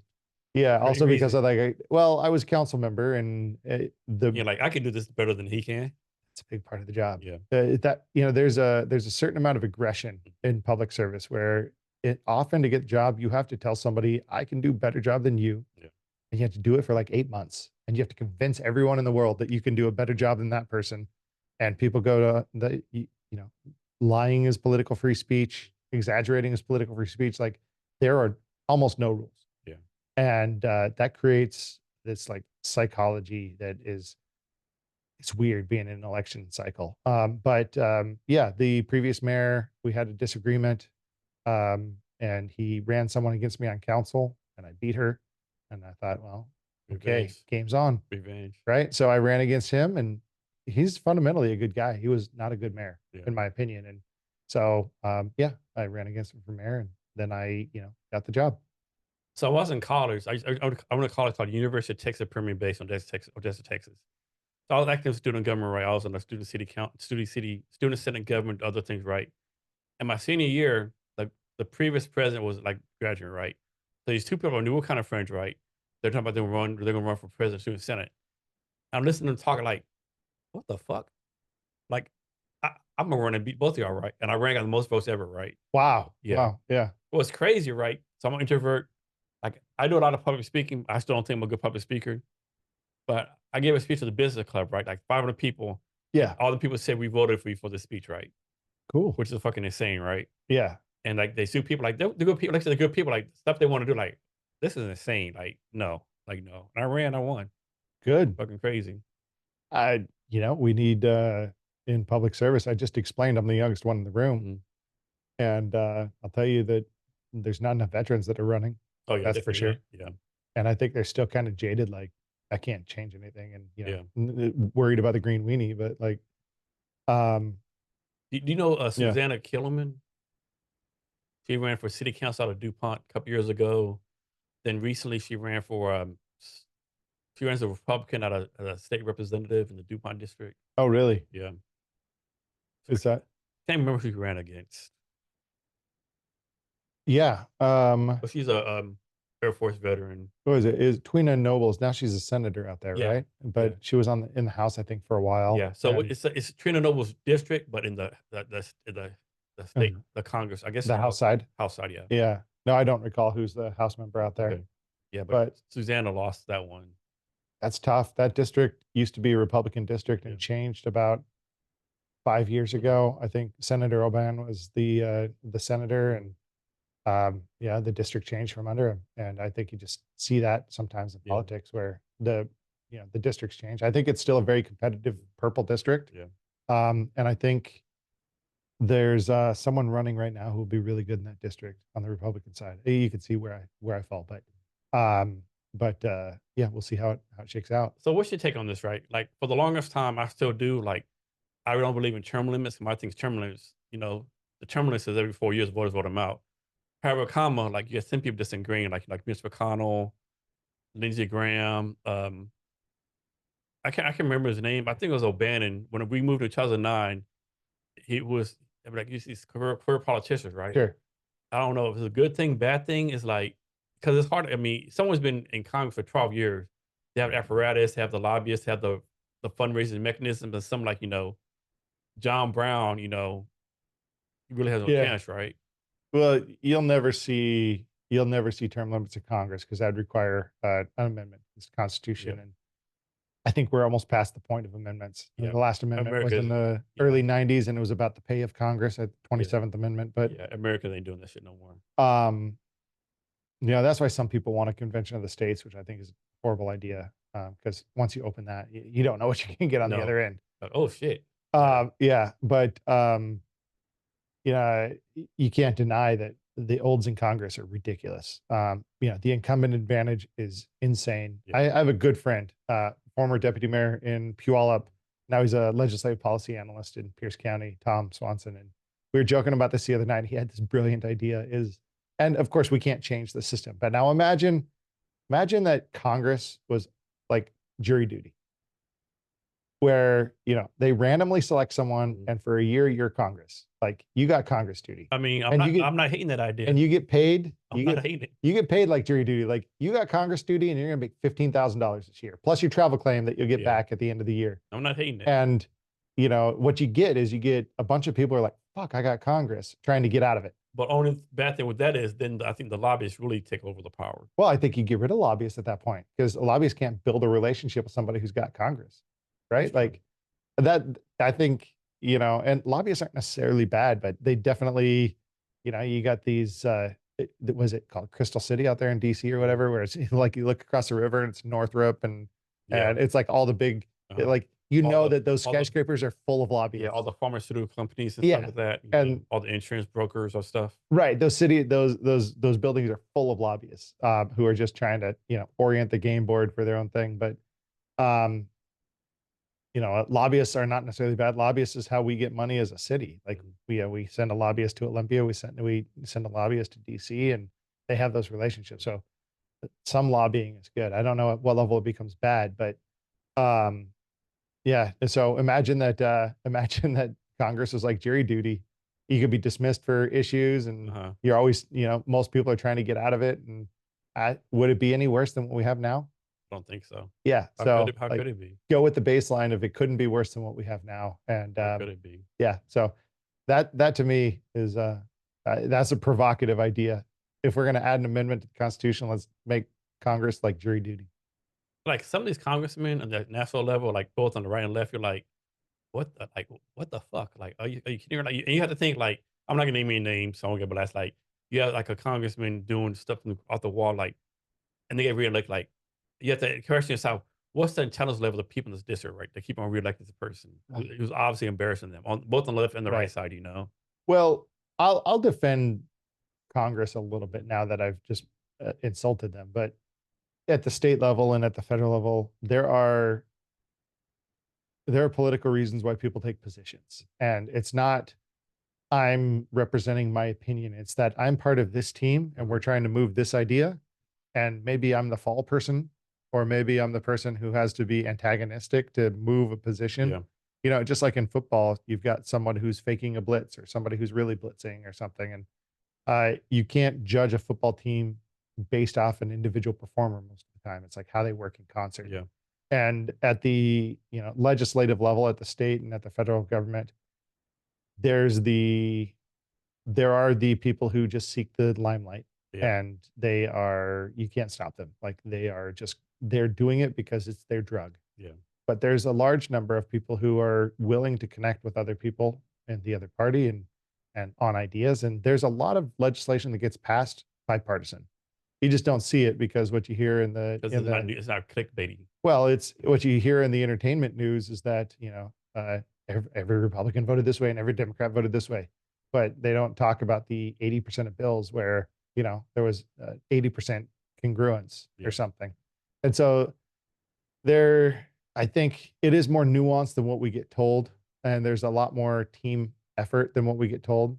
But there are the assholes that exist on the fringe who, here's my thing. I think it's cowardly to be dogmatic in any perspective. And you see this on the fringe on both sides where it's easy to just say, well, that is against this dogma that I just adopted. So it's easy for me to say no. It's like, it's actually hard to think through a problem and try to find a solution. It It is. requires courage to connect with somebody who doesn't look like you, sound like you, have the same philosophy as you, and try to find some sort of connection. And yeah, I don't, maybe we have a distinct lack of courage in Congress or in America. And I don't think it's just in Congress. I think Congress reflects America. I do. And What's that thing you get the leaders you deserve or something like that? I agree with that. Another thing too, like take on that slight maybe a little slight exaggeration, but it kills me like when like one side, like two sides, all like trying to come to an agreement, right? And one side gets 9 out of 10 things they want, but they throw a shit fit because they can't get a 10th. Yeah. Even though it might be the most important thing to them, right? Like they really get the one thing, the other 9, but you got 9 things, right? I mean, just take your victory, come back. I mean, the other side, I won't say K, but like compromise the 9 things. They might compromise later on the 10th thing, you know? But so many like politicians and people in general, oh my goodness, they didn't do this one thing for me. And it just drives me batshit crazy. I think you're onto something there. I just, you see it at every level of government and every level of life. Somebody doesn't get everything they want, and it becomes a problem. So I think it reflects society in general. Um, I talked earlier about I have had a lot of opportunities in life that other people haven't had, but it's because I've been told no so many times, and I'm still here. So I think the reality of political life or a business life, anything that you do that's of substance, is learning how to deal with no's. So in politics, there's a minimum age requirement. I think the president is 35. I don't remember what's like senator and other things. Yeah, But should there be a maximum age limit? Like if you're over 65, you can't run anymore, or like I would agree with it. Again, you'd need a 28th Amendment at that point, but I think that I mean you see it now. Both presidential candidates clearly have mental deficiencies. And I think it's age related. And I'm not going to say who's better off than who. I'm not even jumping in that race. I'm affiliated with a party. I used to be a party member, but um, I think it's if you look at both Trump and Biden right now, their age right now, they're both older right now than Obama, than Bush two, and Clinton. They're older than the 3 previous presidents. How are we in a situation where we have such people of advanced age that are running for and president? is that us failing as American people, or is that the Republican and Democratic parties failing us? The parties are made up of things called precinct committee officers. The parties are PCOs, and the PCOs are the people that live next to you and me. And so, the PCOs are the people that care about things between the elections. They carry the flag when no one's thinking about things, and they do a really hard job. I'm a big fan of PCOs. Um, but ultimately the PCOs are the party. And if you feel that the party is failing, it's the PCOs that are failing. And I would argue it's because not enough people are engaged outside of work in their civic life. So we see it at the local level for government. A lot of positions have just one person running. You see it at the like fraternal organizations. There are no Elks clubs anymore. There's no going to the VFW anymore largely. And so I don't know if it's because we all live in 2 income houses and barely getting by or what it is, but this erosion of leisure activity in the middle class, the erosion of the middle class fundamentally, I think is played out in politics too. Because if you're a good person and you've got good ideas and you can put words to those ideas and you can get your VFW or your Elks Club and you get people behind those ideas and you can run for local government and you could become a PCO and you can influence who's going to be your candidate, I think you're going to get better candidates in the end because you have more people involved at the PCO level at all levels of making decisions. And as I gaze in my crystal ball, I just think that it's a fundamental reflection of society right now and the situation we're at in society right now, where people are overworked, under, not able to participate in local things, and not even desiring to. And so we get the leaders we ask for. Yeah. Another pet peeve of mine is this: you see people all the time. I'm voting for X because I don't like Y. But they never say like why. It's no, I'm voting for X because he does this or she does this, and it's always anti this, right? When I've been campaigning, I've always kind of appreciated them because you go, and it's sobering that when you go campaign and you go door knocking, that you'll go to one house because they vote 80% of the time in the last 5 years, and then you'll skip 5 or 6 houses and go to the next house. And this is your voter pool. Your voter pool is like one of every 5 houses, which already is problematic. But then every once in a while, somebody say, "What party are you?" you just answer it. And if they say that they're not voting for you, you just move on. Because like in business, the faster you get to know, the faster you can move on to the next Mhm. person. And I've always appreciated people who are, very much like partisan like that. But like I said before, I also feel like there's a distinct there's an opportunity to be courageous, to explore ideas that are not your ideas for the sake of exploring. And um, you may evolve your ideas. And I don't think it's a problem associating with the party being Republican or Democrat. And I think it's great that the party can develop a platform to kind of guide candidates. But I also think that it's important that everybody at every level of government open themselves up to conversation with people who are in a different party. Can you talk about this? Like, of course, there's a Republican Democrat Party. I'm a firm believer, like a Democrat and Republican in Washington is not the same as a Democrat Republican in the state of Texas. Like, there's different flavors, right? Yeah, probably. Um, you run into the situation where, like autism, there's a spectrum. Yeah, there's a Republican, arguably in Western Washington, is not the same as a Republican in Eastern Washington. A Democrat in Seattle is not the same as a Democrat in Orting. So, I think you can slice these things in whichever variety you want. Um, And too many people have this thing. You're the Republican, you're the conservative Democrat, I'm a conservative Republican, liberal Democrat, right? And no one yeah. can really be fit in a box, I don't think. Well, yeah, the party platforms and what the party is different than the politicians. And often, what you'll see at the presidential level is the president pulls their party in their direction. So the party is generally one flavor, or a mix of flavors. But when they're the president, they kind of pull the whole party in that direction. Yeah. And then when the party doesn't have a president or a clear leader, we're kind of in a weird situation where there's been a de facto leader of the party the last 4 years that hasn't been president in the Republican Party. But typically, there is no de facto leader in the Republican Party or in any party that's not in the presidency, and the party kind of evolves into this new version of the party, and then they put forward a candidate that is slightly different than the last person from that party. We're in new territory in 2024, and I mean, how many more new things can we groundbreak in our generation, huh? Yeah. And I think if you ask a lot of people in the United States, they'll tell you the state of Washington is like a liberal state, right? But Sure. and actually, like obviously Seattle's real liberal, Olympia real liberal. The rest of the state is not really liberal, right? I know like Puyallup kind of conservative, Pierce County is conservative, Eastern Washington like conservative. Now, of course, because all the population in Seattle, the Seattle Tacoma Olympia area, it's blue, Yeah. like it's like blue state. But in reality, most of the state is actually conservative right now. Maybe not conservative, but like maybe not as liberal as people think it is. No, I think that's true, but that is largely the case. I mean, you go to New York State, and you've got Manhattan, which is obviously liberal, left, or whatever.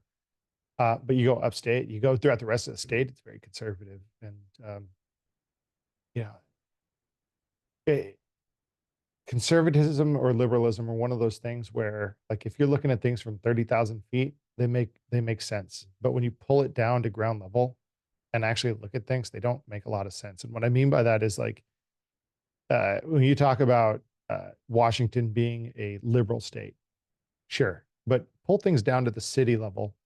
When you need your pothole fixed, potholes don't care about what party you're in. And so you'll see that at the city level, a lot of mayors, a lot of council members, they tend to be very much more pragmatic because they have to work with each other to pass a budget every year.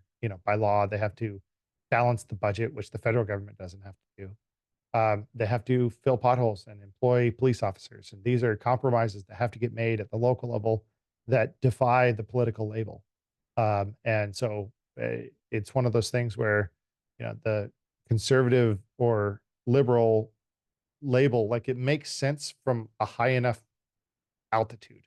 But when you get to ground level, it kind of disappears. Yeah, so I belong to the Seattle Chamber of Commerce, and they recently did a study like top concerns of Seattle residents, and the one concern was like pothole infrastructure, right? Mhm. And number seven was like police interaction with citizens, right? Where a few years ago that was like number Yeah. two or three. Now it's like potholes, infrastructure, public safety is like top of the list. At the ground level, if somebody comes into most city council meetings and is like, I want to talk about who's using what bathrooms, or, I want to make sure certain flags are flown at certain times, or, I want to make sure that everyone can open carry in every place. they quickly get ostracized from the Yeah. group because it, those are important ideas, maybe at the national level. Those are important constitutional issues, but at the local level, they're bullshit ideas. Yeah. At the local level, potholes need to get filled, police need to get hired. And so I think people at the local have become immediately more pragmatic because the work has to be done, regardless of political bent. And I wish national politics worked more similarly to local politics.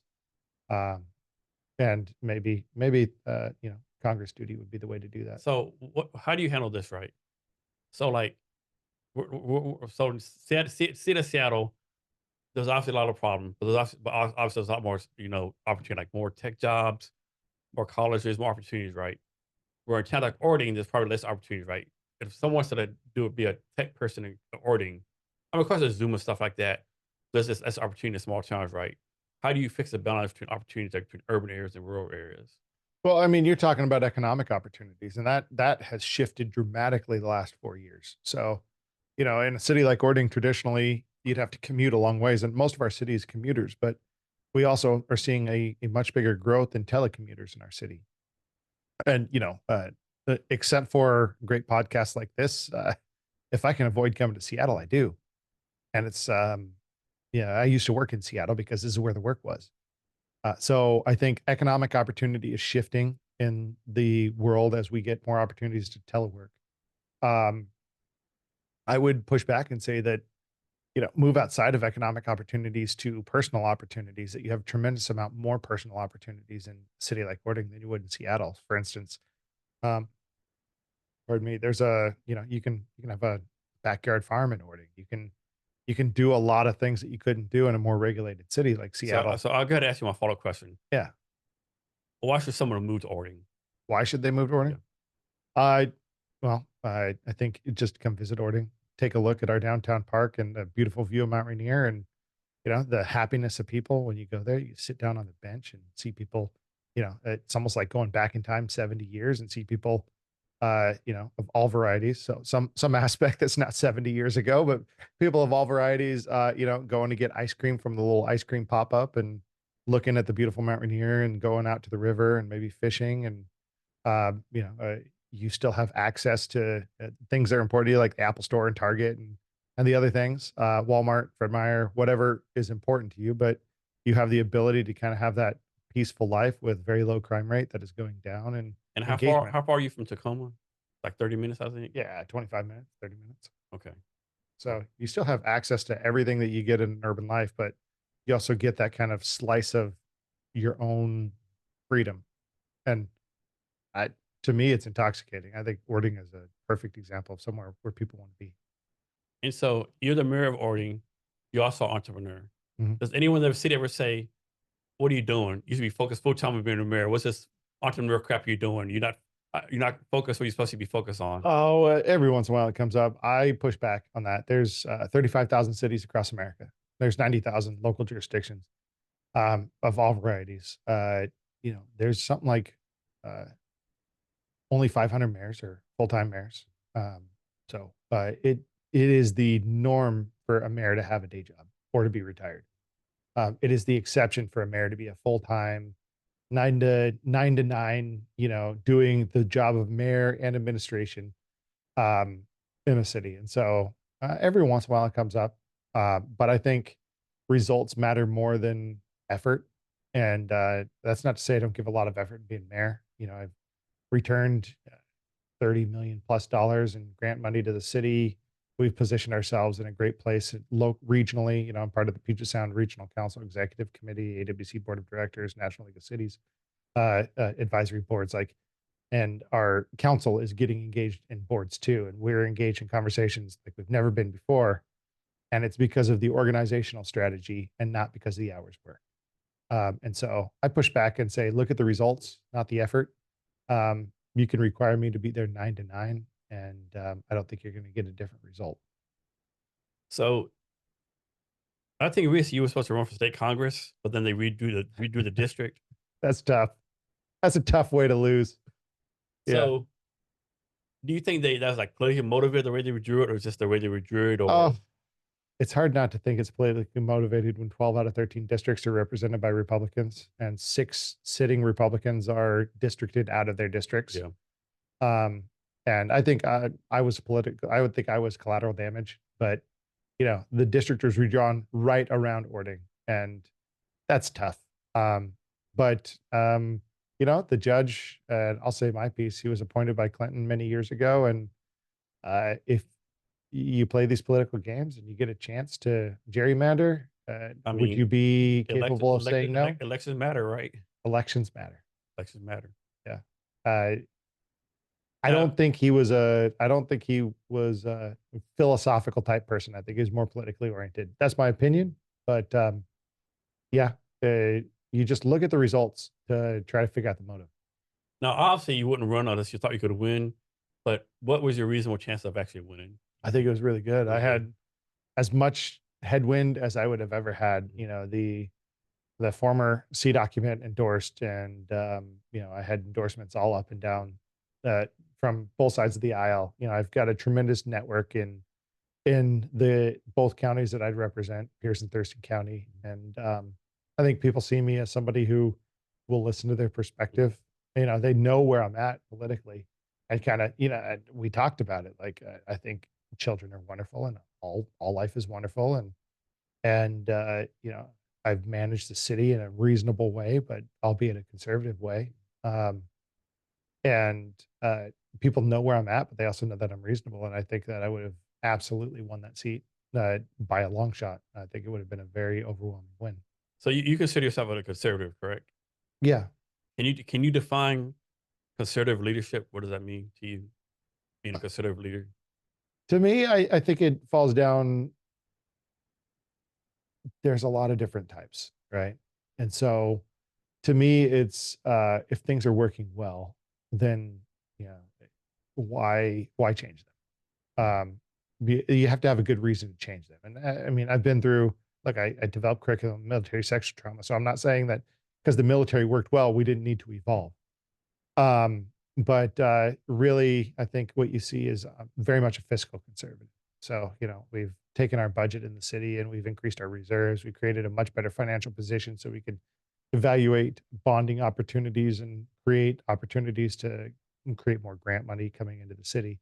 So very much fiscally conservative. On the social conservative piece, you know, um, I think I've got my demonstrated positions there. When we went through COVID, and the governor tried to be very autocratic, we pushed back very hard in Orting, and said, you have all these things, these rules. If you want to enforce them with your police, go ahead, but I'm not going to enforce them myself. And so, to me, it comes down to looking at the Constitution and knowing the individual amendments and being able to apply them appropriately. And then also knowing the state constitution, being able to apply it. The state constitution, unlike a lot of other states, including Texas, by the way, um, gives local autonomy much more authority um, than mostly everywhere else. I think a good example in Texas, some cities passed a policy recently, maybe it was about housing or something like that. And the state came back and said the state's the ultimate authority on these things and overruled the city. So who's really responsible at that point? Is it the cities or the state? And in Washington, we have very strong local rule provisions. And to me, it's about understanding my place in the chain and being able to protect my citizens uh, uh, from policies that are horrible and policies that are not very well informed. And so, how do I define conservatism? That's a really tough question. I think it's one of those things you see the result is like, do you defend people's rights um, above all costs, like above what is, what pulls on your heart? Do you defend their rights? Do you protect their money, which is in essence their life? Like when you earn a dollar, you're spending some amount of time to earn that dollar. And so, as a government, if I spend that dollar, I have spent some amount of your life energy. So, am I spending it in the right way, or am I taking the right amount?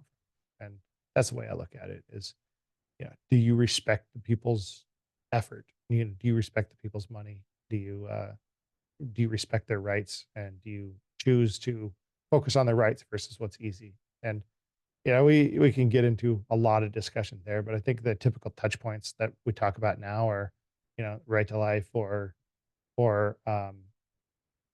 Second Amendment issues. I think are very obvious examples. I think less obvious examples come down to, well, I don't know. We could probably talk about them, but there's a lot of obvious examples we see right now. They're touch points, but that helps define conservative versus liberal.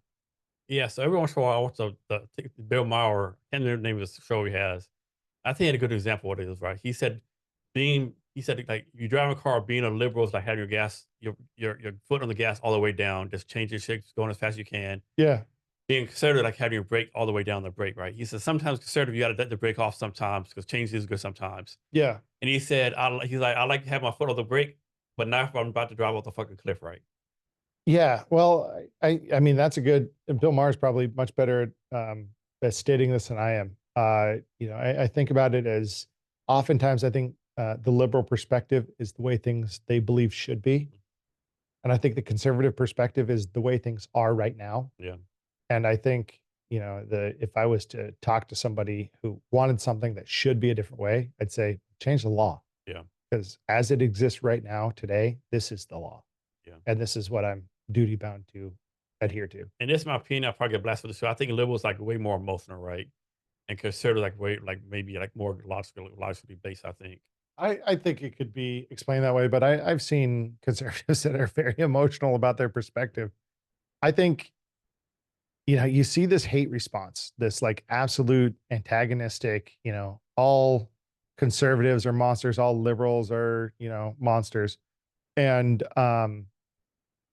and I think a lot of that's rooted in fear, Mhm. right? Because it if you're lucky enough to have to go through therapy, um, you learn that hate and fear are so closely related. Like a lot of They are. times when people are angry, there is a nexus of fear in there. And that's what I think about when I think about why are people so angry at the national level. I think it's fear, and I think here's my perspective on this. I think everyone feels like they've been screwed. um, Everyone has like some belief that somebody is screwing them some way right now. And I think maybe it's the erosion of the middle class. Maybe it's the hyper billionaires becoming 3 times richer while the salaries have stagnated for 20 years. I think that there's this perception that people are being screwed and they're afraid of that. They're afraid of what that means for their future, for their kids, for the future of America. So they take that out in anger at anyone who they believe screwed them. And that creates the division that we have today. Yeah. So I listen to Joe Rogan podcast again. And I copied my podcast off his, right? Yeah, yeah. And so one time he had a lady on there, Tulsi Gabbard, former U.S. Congressman hired from Hawaii, right? Right. And she was telling a story that one time her and the Speaker of the House there was the, Boner from Ohio. I can't remember the guy's name. Painter. Boehner from Ohio. Okay. And she said one time, um, he asked, "Hey, do you want to play racquetball with me like next week?" She said, "Yeah, I should play racquetball." So they played racquetball this morning, and she said during the conversation, all the Democrats wouldn't say shit to her, like this side, like gave her the side, like, "What the fuck you doing playing racquetball with the enemy, right?" And she's like, "Are you kidding me? Right? We play racquetball, like." And Yeah. so we hear stories like that, like, man, like this is insane. Like you can't even play racquetball with the opposition, right? No. It's just crazy. If people are afraid that they're being screwed and they're angry about it, they elect people who can channel that anger. Look, uh, there's a lot of people in Congress that are very shrewd at tapping into people's emotions. They're very capable of being a chameleon and reflecting exactly what you want. And if you Yep. don't believe it, Yep. look back at what they were saying 20 years ago. 'Cause some of them have been around for 30, 40 years. Look back at what they said 20 years Mhm. ago. These people are chameleons. And if you're angry because you're afraid, they're going to tap into that. Yeah. And so, you know, they're chameleons. They're not real people. And no wonder they're like, why are you doing what this normal person would do? Yeah. You're You know, right. I don't know. That would be my guess. Just understand that in this game of politics, the people who become really good at it are really good at reading people and reflecting back at them. And if you feel like I'm reflecting back at you, I probably am as well. Yeah. Another thing I people realize too, as far as politics, like, of course, all presidents run as something, right? Hmm. But that can end up being something else, right? Like example, President Bill Clinton ran as a liberal Democrat. Sure. I would argue he became a conservative Republican because he got rid of welfare. Of course, some had it Yeah. because he had a conservative Congress. Right? He was Right. mass compromiser, right? Yeah. And then he had like second President George Bush ran a conservative. But I would argue he was a fucking liberal Democrat because he spent so much money, right? Right. Right. And then President Obama, people say he's liberal. Looking at his record, he's actually a moderate Republican.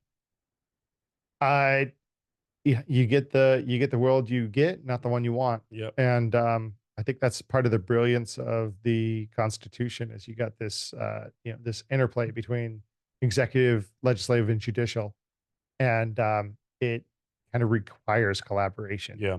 And I think our best efforts are when there is some division. I think our worst policy comes out when it's Oh yeah. all one party. I And know in my experience, when I was like the one party run everything, that's like nothing gets done. yeah, Yeah.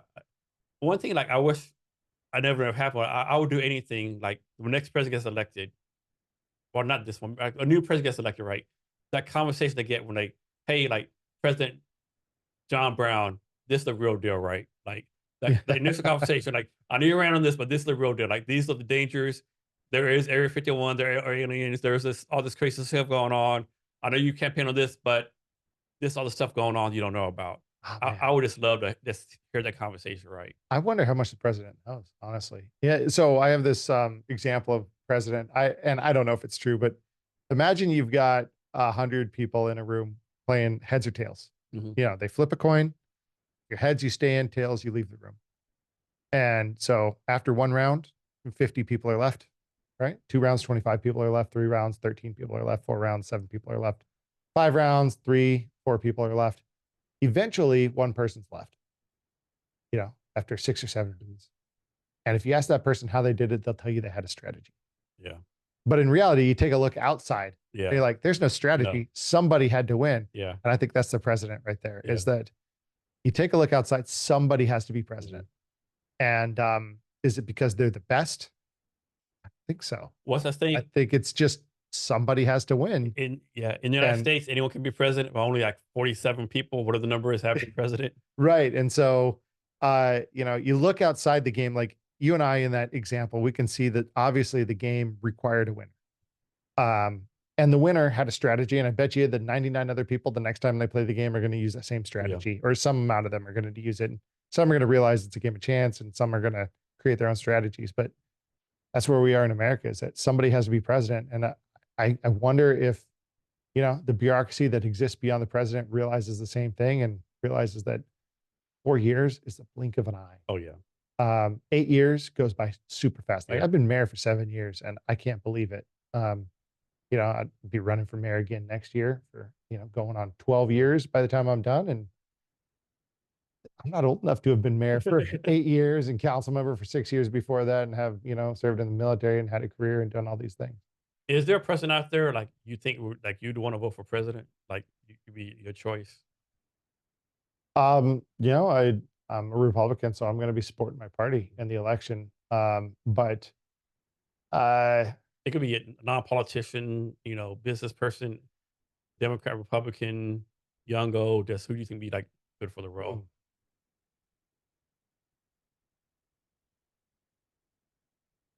I don't know.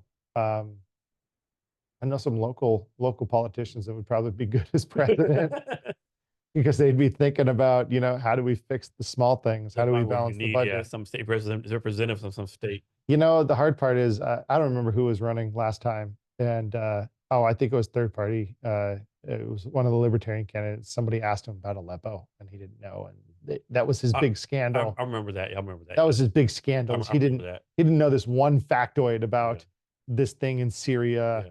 And Of all people the hit on millions it. of things you got to know. Right. And They could have asked him, why come the grain prices are going up in China and then like degrading, import Well, export of agriculture here. the ones who become president know how to answer that. Yeah. They You do. know, I mean, you have to be quick with it, right? You Bill- have to be fast on your feet. one thing Bill Clinton did better than anyone else ever is he was good at that on the moment response Yeah. that wasn't even a response. So And they tell in you his- hard. Oh my God, he had the right answer. in his interview with George Bush back in '92 in his debate with George Bush and Ross Perot, somebody asks, I'm paraphrasing, what are you going to do about unemployment? What are you going to do about underemployment? And rather than have an answer, like he walked like 3 steps forward to the lady. And it was, I believe, an African American lady. And he walked close to her and said, I'm blah, blah, blah. I'm from Arkansas. What? Tell me about your story. Mhm. Shit. Right. Yeah. Like he didn't answer the question at all. No. He wanted to hear her story. Yeah. But what a way to dance. Yeah. Like I mean, it's a game, that's right? how smooth he was. Yeah. And so like you want to know how to do rhetoric, watch Bill Clinton. Yeah. And I'm not vouching for the guy in any way. I just say, look, if you're going to be like, that's what separates, Yeah. presidential candidates from others. And Trump did it around issues. Like he has his blustery style, but he is effective at avoiding things he doesn't want to answer. Yeah. It seems like that's the trick of being president is Yeah. who can avoid answering questions they don't want to answer the best. I think Ronald Reagan was good at that. Clinton, I think Obama was good at that. They had that oratorical style, so to speak. Yeah. And you got George W. Bush who could dodge a shoe. Yeah. There's that. Yeah. So, what's your last question about politics? What's your vision for Orting, Washington? The same vision I had when I started. I want Orting to be involved in every decision that affects Orting. So my vision is to ensure our council is highly effective and that our council members achieve the goals that they want when they come in. So I want to know, like, do you want more roads? Do you want more parks? And I want to get them appointed into the right boards and commissions at this county and the state level where Orting is part of those decisions and continue to enhance Orting. Like my personal goal in Orting is we passed this master park plan, which is a very big park update to our main central park. And it's going to take several $1,000,000 and probably several years. And we're coming off a big win. I got been spent the last 8 years getting funding for this bridge for kids to help kids evacuate across our valley in an emergency. And that took a lot of lobbying at the legislature, both state and federal. And we got the money for it, all in grants. And that's going to be a big win. We just got our bid back and we can afford it. And we're going to groundbreak this year. God willing, the council supports me later this month. So I think my last thing as mayor, because I think that this will be my last term, this one coming up. Who knows? But would be to finish that parks master plan or get a long way towards it. Cause I think that's going to really continue to revitalize our downtown. Under my mayorship, we built the new city hall utilizing largely grant money. And that has helped add new businesses to our downtown, which is rare in a downtown like ours. Often you see businesses leaving those downtowns, but we've added new businesses and I'd like to continue to see downtown revitalized through an improved park system. All right. Now moving on to I think is going to be one of your favorite subjects. Oh, tell me more. Let's talk about TechStars. Oh man.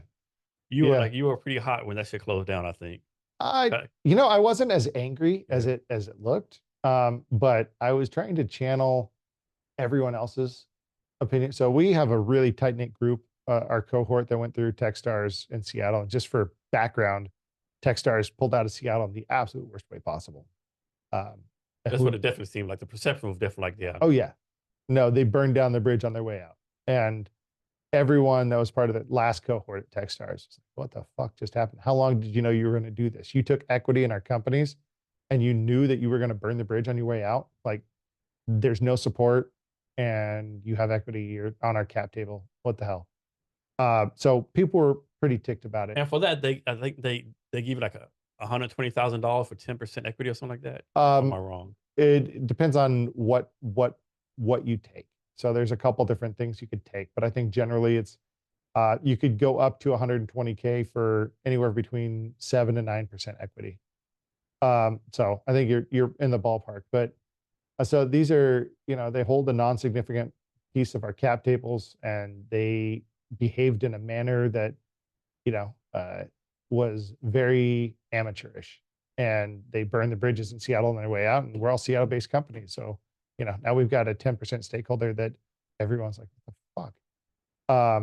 But I have the privilege of being in a position personally where if I want to make that statement, I'll make the statement. And I think a lot of the other founders are in more tenuous positions.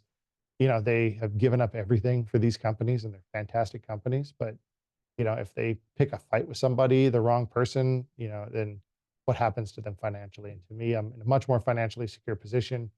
And I truly believe in my company. I think we're building something amazing. But I'm also at a point in my life and career, and also maybe a former Marine or a Marine that is willing to pick a fight where if they're not going to say it, I'll just say the things that they're not going to say and let it go. And that's what I did.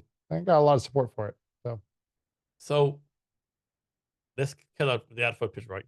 Was the TechStars experience a good one, bad one? I mean, a basic mm, accelerator, they do some stuff for you, right? it was a good experience, because of the people who were in the cohort, but also because of the people that are running the cohort. So, we had some people who the local managing director and his team, absolutely terrific. And Techstars burned them on the way out. They really screwed them over. And it wasn't Techstars that made it a great cohort. It was, Marius and Sarah and the rest of the team that made it a good cohort. And so, um, you know, uh, I would say they made it an accelerator more than Techstars in general did. Techstars is very much like, let's get some sponsored people in front of these people. And you could tell like what the good accelerator discussions were and what kind of the bullshit corporate Yeah. accelerator sessions Yep. were. So like, I'd drop out on the bullshit corporate ones, but I don't know. Techstars to me has become about raising the money and not about building the companies. And I know that maybe that's what it always was, but I've talked to a couple of VCs this last couple of months who themselves are struggling to raise money. And I just think the model is right now on the VC side Yes, having all to around. evolve. Yeah. And, I agree. the with companies, they'll like push them out a long ways and continue to hold the carrot out. And I think that's their way of trying to stay relevant when in reality, the whole VC market is shifting. And like I know Techstars like did everything supposed like focus on like no like the where the VC money is San Francisco, New York City, but like Seattle like had a bunch of unicorns. Techstars had a real good opportunity here. And then Boulder, like Techstars started on Boulder. Like, how do you Yeah. fucking close down where you started at? Well, I'm with you on that one. If a company takes a drastic step, it means there's drastic reasons, Yeah. and they don't owe anyone a response. But them being shareholders in our company, sure would be nice if they would at least communicate with us. And at this point, I've had one or two people from Techstars for Life reach out. It's like, I don't want any more engagement. I don't trust you guys. Mhm. What, I'm supposed to commit a bunch of time to you, and then you're gonna, Yeah. flame everyone on your way out? No, thanks. I don't need that kind of drama in my life. And thanks for the time. You had a great managing director. You fucked him over, and I don't want to deal with you. Right now, your thing is like I have this 10% dead space in my cap. And you just got to deal with it, right? Just Yeah, like you yeah. don't expect anything from them. Just know this 10% is like on my cap. Well, I don't know what they're gonna do. We're a Seattle-based company. They got no network in Seattle anymore. You know, That's to me, that's insane because, yeah, I mean, Techstars used to do the startup week every year in Seattle back in the day. I mean, it's like, yeah. yeah, it's yeah, So, I mean, the other side of the coin is that the Seattle market could be more like the Valley, or more like New York, and maybe be a little bit more accommodating to pre-seed type companies. They oh seem my to, god, yeah, we're definitely gonna talk about that. yeah, That's one of my pet peeves. Seattle market is very pedantic about this stuff, and so one nugget of truth in Techstars on their way out is the Seattle market just needs to invest better. Yeah. So, tell me you agree or you disagree with this, right? So, one time I went to the Bay Area to visit my niece, and just by happenstance, I was eating lunch somewhere, and there was a VC there, right? Mm. So I asked, hey, question for you, if you can answer. Why is San Francisco like so like BC heavy and Seattle's not, right? He said, Jason's like this. This is my opinion. In the Bay Area, all the VCs that I know of are from former founders, right? They've started companies. Yeah, In Seattle, all the VC investors are from Boeing, Microsoft, Amazon. They really started a company. And he said probably worse is in the Bay Area, like post John Brown, South to start for $25 million. They reinvest the money in the Bay Area startup scene. He said in Seattle, I don't know any startup who like kind of quote unquote made in Seattle and reinvested, right? oh, that's fair. I won't say this is specific to Seattle. I say I've talked to a lot of VCs, and you notice that VCs are strong on opinions, but like not on evidence. Yeah. And they sit in a position where a lot of people are asking them for money, and so they recognize that they stick that carrot out in front of you, and want to hold multiple meetings that are bullshit, and then say, well, you need something like, you need a world-class this. Yeah. Bullshit. You don't need a world-class anything. You need more traction. Yeah. Look, you're either creating brand new technology, which very few people are, or you're distributing it in a novel Yeah. way. And you don't need a world-class whiz bang software engineer. You don't need Wozniak. Mhm. No, You no, know, no. you don't need Wozniak. You need Jobs. Yeah, You need Steve Jobs, not Steve Wozniak. Yeah. that's true. And you need somebody who can sell. You need a new distribution method. And I just, that's my one opinion, is that a lot of them are really stuck on this vision of a tech company that Yeah. is You scalable. gotta have And a tech co-founder. yeah, You need an MVP. You need this, need that, why? you know? Yeah, you need seed level traction to get pre-seed level funding. It's like, Oh, man. So recently, I'm actually doing fundraise right now, right? yeah, And of course, like, you know, I'm a BDB HR tech startup. I'm not reaching out to like consumer tech B round people, right? right. I'm reaching out to like, you know, early stage, let's say on the website, early stage B2B HR tech staff, right? Yeah. So many times they come back, oh, we're A round. What? It says early stage. No, early stage A round. In what fucking world? Like, Everyone wants guaranteed return on investment, right? yeah. And I definitely think too many Seattle investors are more like small business bankers versus investors. yeah, well, I think you're right there. And I'm sure somebody's going to correct me on the math here, but when they lead and say, well, we're only right 10% of the time, I think, well, then you can't pick anything better than a coin flip anyway. So Exactly. Yeah. it, go ahead and be right 10% of the time, but stop with the advice. Yeah. Start picking people. So, Yeah. so I had a friend, man, I can't remember her name, unfortunately, but this happened maybe 5, 6 years ago. She had like a sales platform, some kind of sales tech platform, right? No one in Seattle would even talk to her, right? Yeah. And so she had to go, she got a job in New York City, moved to New York City. 6 months later, she got a seed round in New York City, which like $1 million, right? Wow. And of course, everyone in Seattle tried to jump in the bandwagon, right? Sure. And then a year later, she raised $10 million from Austin, DC. More people started trying to jump in the bandwagon. He said, like, Jason, man, I don't deal with these fucking fake fuckers, right? Fuck them. Yeah. I said, I understand you, but you know, that might not be the best attitude to have, right? You know?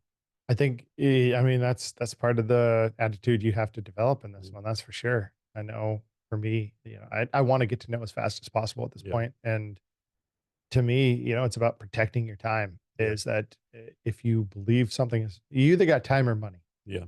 And if you got money, then you don't have to worry about time so Mhm. much. And if you've got time, you have to worry about money a lot, right? So, um, to me, it's protecting your time is the most important thing. So how do you manage your time? Obviously, you're doing the mirror stuff, you have the family stuff, and then, you know, you have the startup, right? So with startups, you're either like, to me, you're either like building a product or networking, right? Yeah. Some people, I think, spend too much time building the product. Sometimes people spend too much time networking.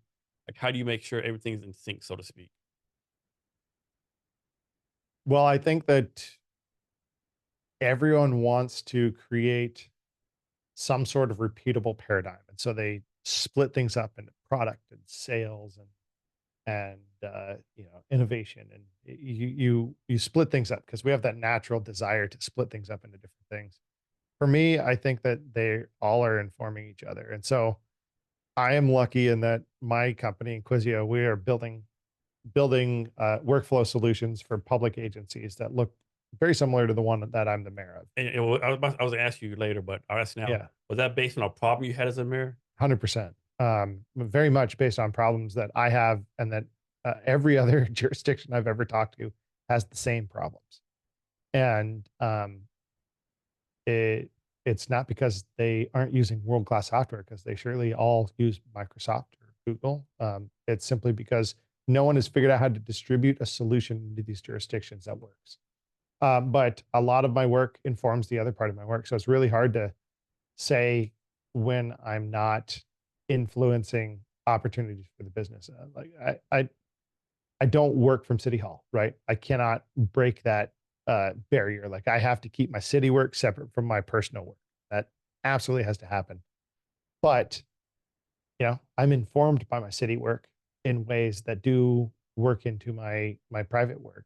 I know the problems because I've been the organizational manager of a city for 7 years at this point, because I work with 281 other cities in Washington, and I travel to cities around the country Like these are the problems that are pervasive. And so like that informs the work that we're doing in Inquisio. I know that. And so when we talk about who's the product expert at Inquisio, sure, we've got pilots, but we are the product experts. The people on the team are all government people like me and, one or two technologists that aren't government people, but we're not we're not seeking out the customers as hardcore as every VC in the world wants us to. And if I had one pushback against TechStars and their cohort in Seattle is that I think they were far too focused on traction for a typical B2B or B2C business, and that traction is not as important in the B2G. The relationships are the most important piece of B2G because those relationships are very difficult to get for someone who doesn't come from inside the industry. That's one thing because me too. Like you have like some like startup people that'll say like, you know, I'm exaggerating. They'll say like in 2 months you need an MVP, 100 customers, $1 million MMR, right? In like 2 months, right? Which is insane. Sure. And then they'll say, but it's not a sprint, it's a journey, right? So like on one hand, they're saying like fail as fast as you can. Other hand, they're saying like it might take 4 or 5 years. Yeah. Nobody has a perfect vision into what works and what doesn't. I mean, everyone's journey is their own journey, right? Yeah. And I know that getting someone to part with their money for investment really just comes down to, can you tickle the place in their gut where they feel confident? Because they're going to come at you with a structure, but I think most of them, they decide within 10 seconds if you're Yeah, the person. And do you look like the person they want to invest in? And I think that's where you see a lot of the bias creep in here. yeah, I mean, look at who people invest in. They're all Chets and Chads and Kevins and, yeah. there's obviously a huge problem They in, graduated from Stanford. Their daddy, their granddaddy graduated from Stanford. yeah, there's a huge problem of diversity in this area. Yeah, And it's because I think it's that implicit bias that is just right there in the very beginning. Someone's made a decision and you're the right person or you're not. And then you got to do this dance for 30 minutes or an hour or two meetings. And the faster you figure out what that initial decision was, I think the better off you are. yeah. I seen a stat a couple months ago, and I'll make this number up. Like in 2022, VCs invested like we'll say $10 billion, like minority founders, right? 2023 went down like a billion, so almost like a 90% decrease in 1 year. Wow. I mean, I'll make the numbers up, but I mean, like and then of course every year, females like ridiculously. What's crazy, like female founders get like such a low amount, but everyone agrees that female founders like outperform male founders, like you said. Mm, So just sure. the mathematics and the logic just doesn't add up for some reason. So is it bias? Is like another thing too. It kills me too. Like you have these VCs, they'll say we want to improve our diversity funding, right? But then they'll say only reach out to me if you get an introduction. Like, The introduction thing to me is silly. yeah, Um, I agree. everyone, the whole I need you to introduce me to someone else thing, it's just the latest game. There'll be some new game in the future. Yeah, Yeah. I thought I had an insightful position there, but it really is. I think a lot of VCs smell their own farts, to be honest. yeah, you're right. Yeah, But some of them are doing good things and and like you leading to said, my thing development. is like, how can you think you're really a good VC if you're only successful 10% of the time? If Yes. if it's 10% of the time, Right. like Um, be a little bit humble, right. take a chance. Well, But then again, if I had $10 million, I don't know, maybe my attitude probably different too. that's true.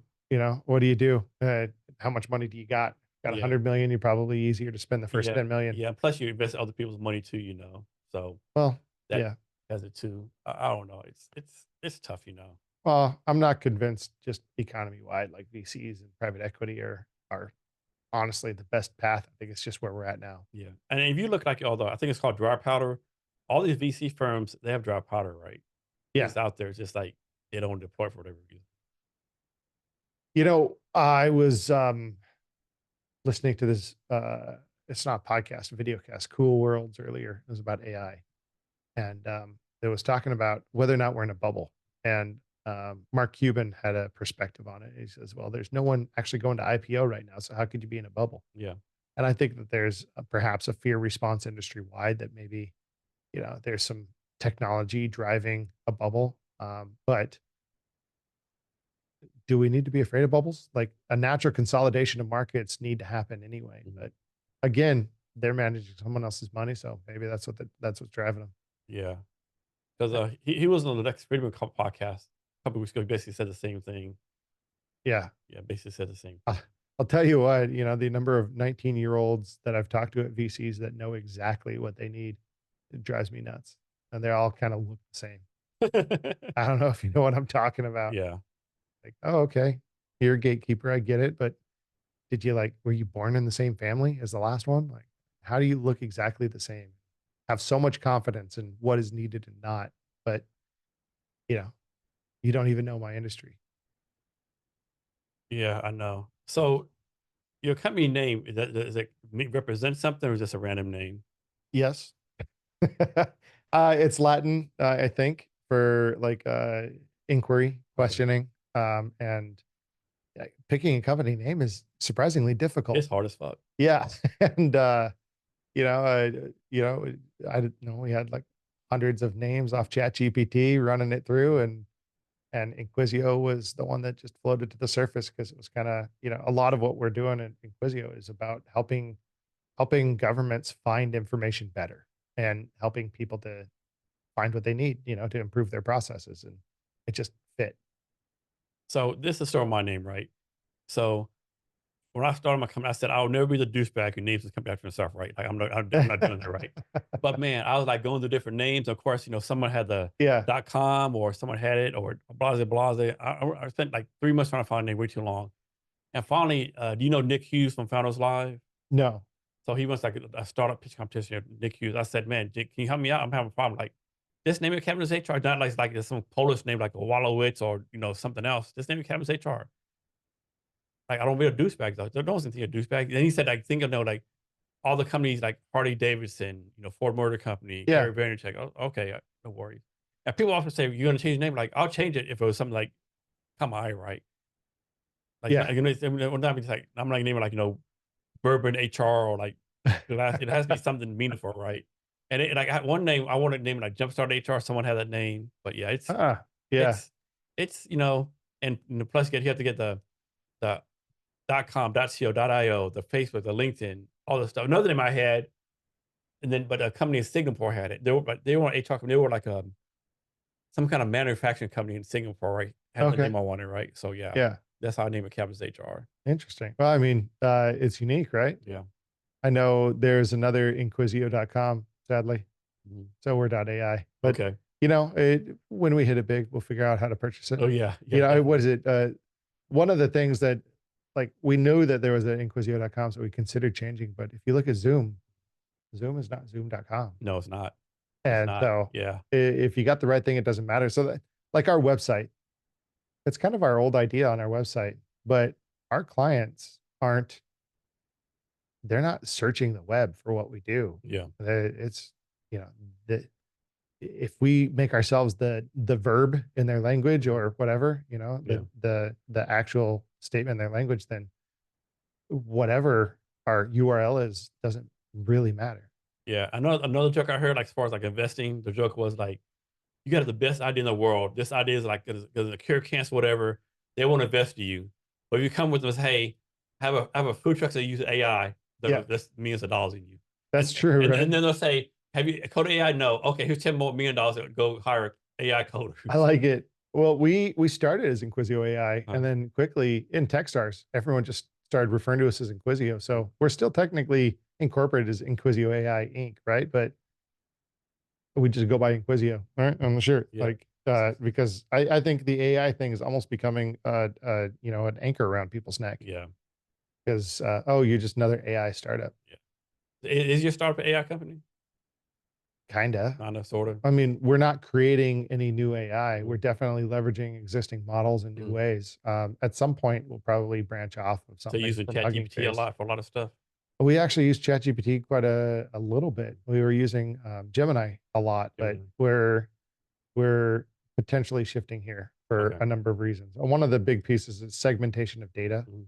and some of the tools they have on Gemini or through Google Cloud just don't allow for it as easy as we'd like it to. And so, I think just getting into philosophy here is that a lot of the tools right now in the market around AI are just like, what data can I throw into this giant pool of data and then run a query engine against it. And that's essentially every AI startup has that on the back end. They're just doing it in a different package.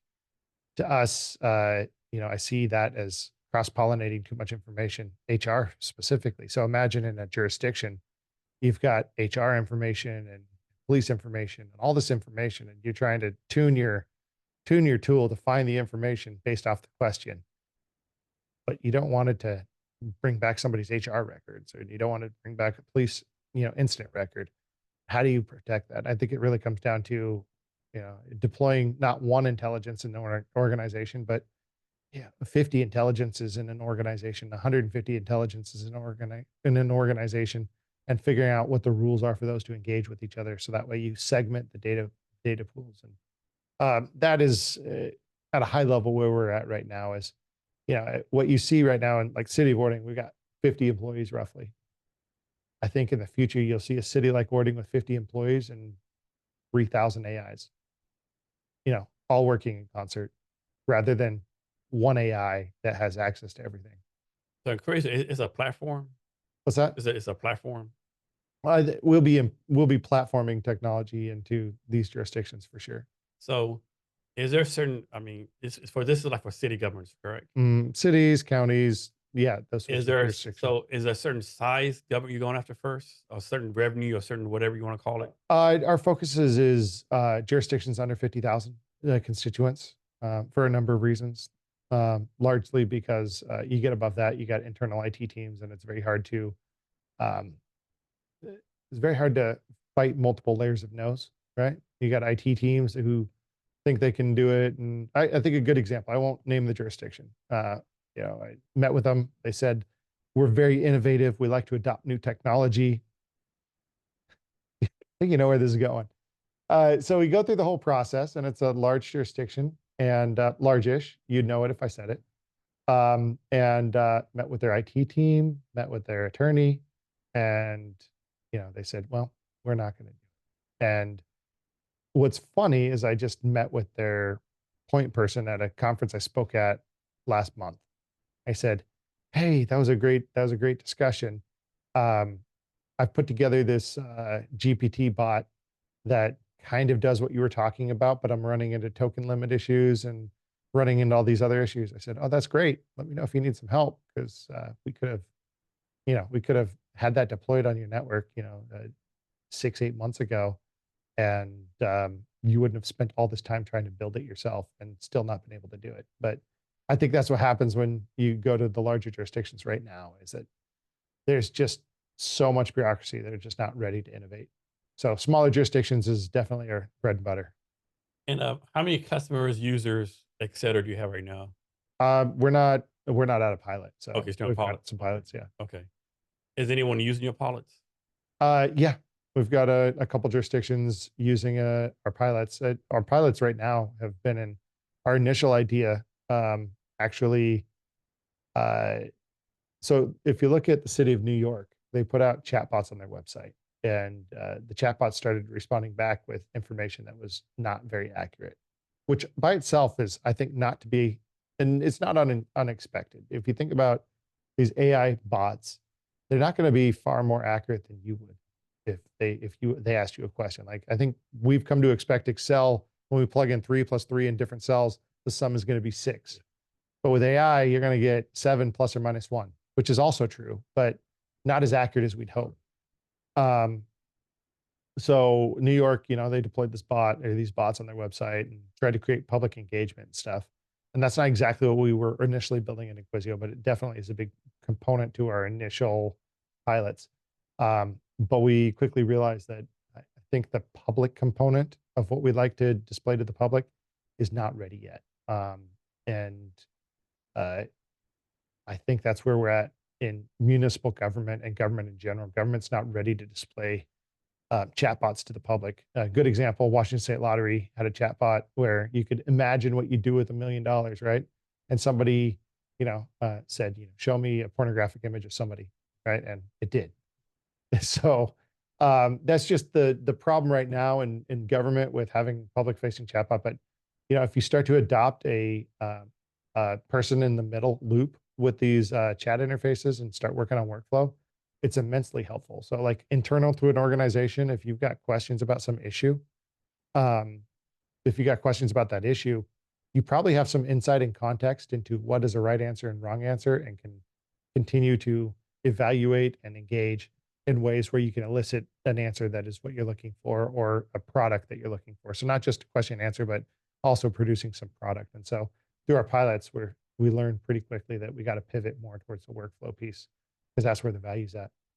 So from your pilots, what are some lesson that came back that you maybe were not expecting to Well, see? that first one was, I thought that we had a home run with public engagement with things like municipal codes, and realized that, yeah, and we thought that you could throw everything into a lake, everything into one data pile, and you could search against it, and you can, but you get some very curious responses. And what we learned in our pilots is that you've got the laws, the municipal codes or whatever.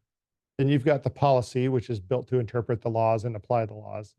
Then you've got all those like side notes, the sticky notes that sit on your desk, like, this is how I interpret the policy.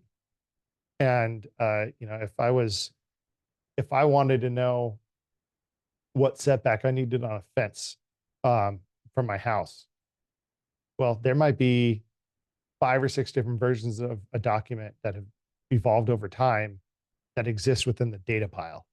And so how do these bots know which document is the relevant document? Well, they need additional context from the team. Those sticky notes are important. So how do we capture that? And I think that's one of the big lessons we learned, is that it's not just about all the data, it's about all the context that exists within the organization. How do you capture that? And that's the value of the person in the middle. Talk about how you figure out your pricing model. Well, our initial concept was that it would be based on constituency count. So, I got 500 residents, then it would be something like $3 per resident, and that the driver of cost and effort would always be the number of residents in your organization. We're definitely moving more towards a licensing model, where it's, yeah, something like $500 per license per year, which is entirely affordable for all jurisdictions of all sizes, but also scales with the amount of use of our product. So, yeah, a city like Seattle might need 5,000 licenses. I don't know how many licenses they need, but it's something like that. But also the complexity would require, 5,000 times 500 would require that, 5 million. I don't know. No, it's not 5 million. That's not enough zeros. 500,000. I don't know.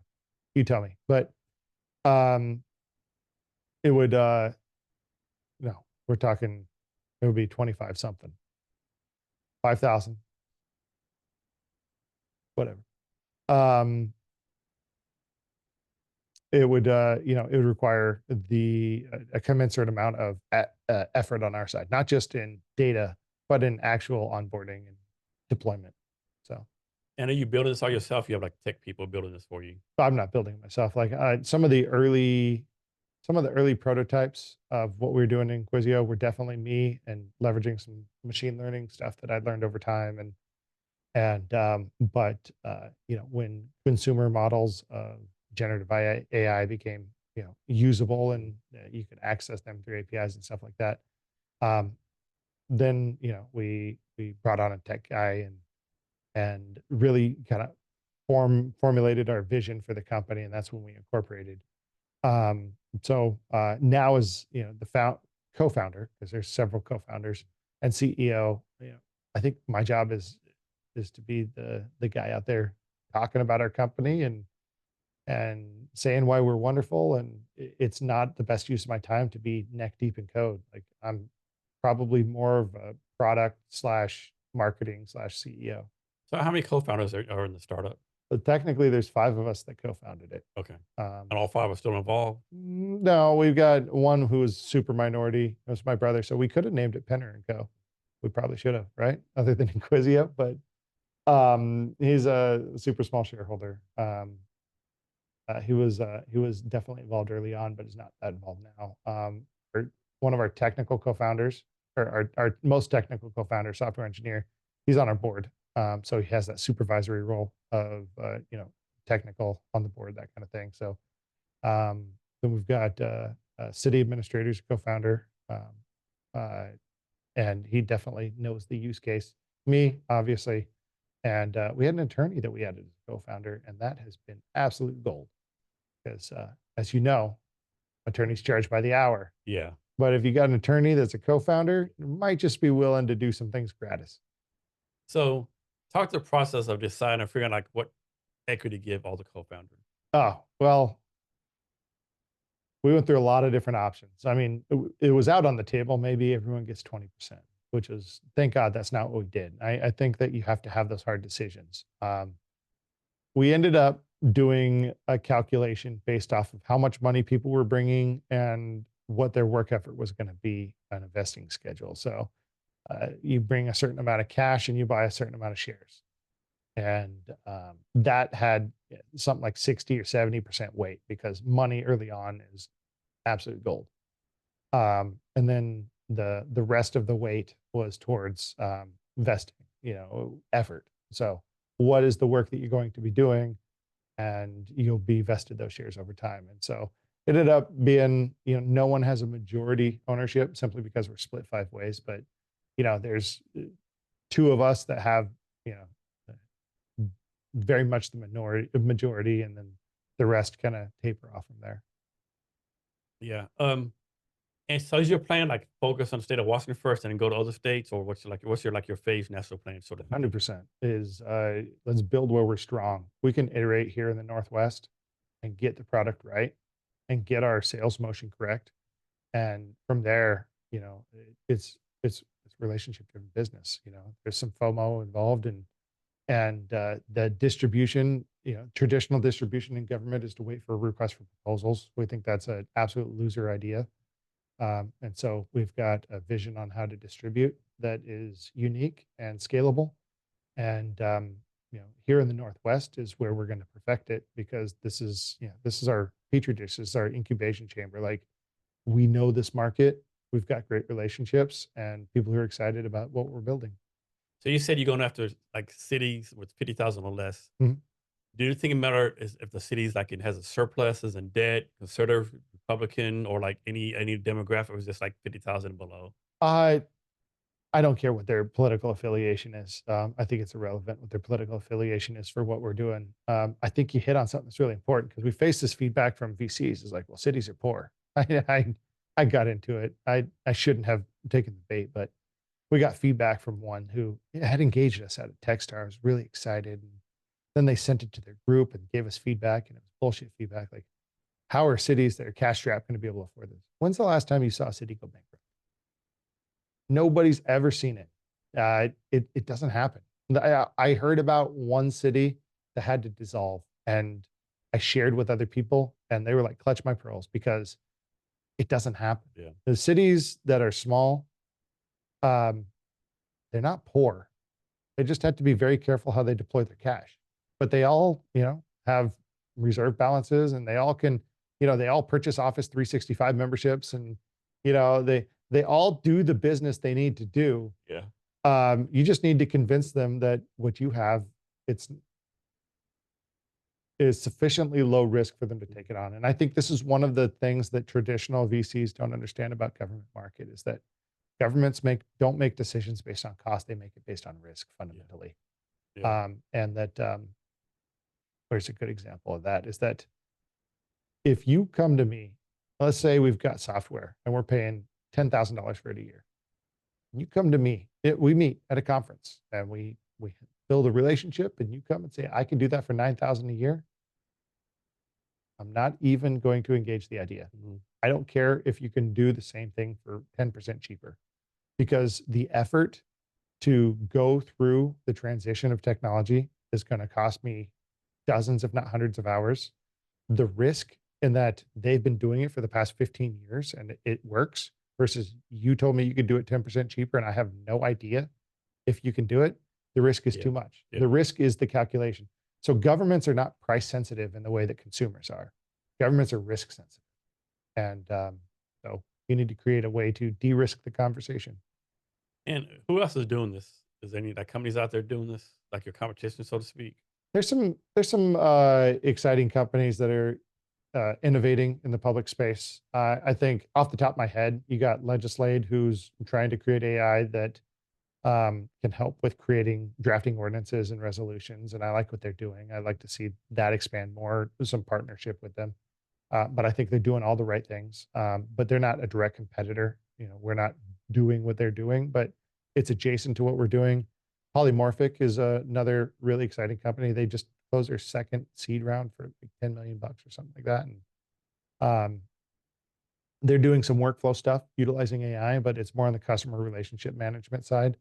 I think they would be the closest thing to a competitor we have that is not already an incumbent in the market, but also they're focusing on an entirely different problem set from a different perspective than we are. And then you got the classic people in the market, Granicus, Next Request, things like that, Tyler Technologies, but there's no, a lot of them private equity backed by this point. So like they're just cashing checks. And no direct competitors, some adjacent competitors that certainly could move into our area, but we could move into their area just as well. So you talk about governments to do stuff on risk. How are you convincing these governments like to take the like that you can actually de-escalate the risk, so to speak?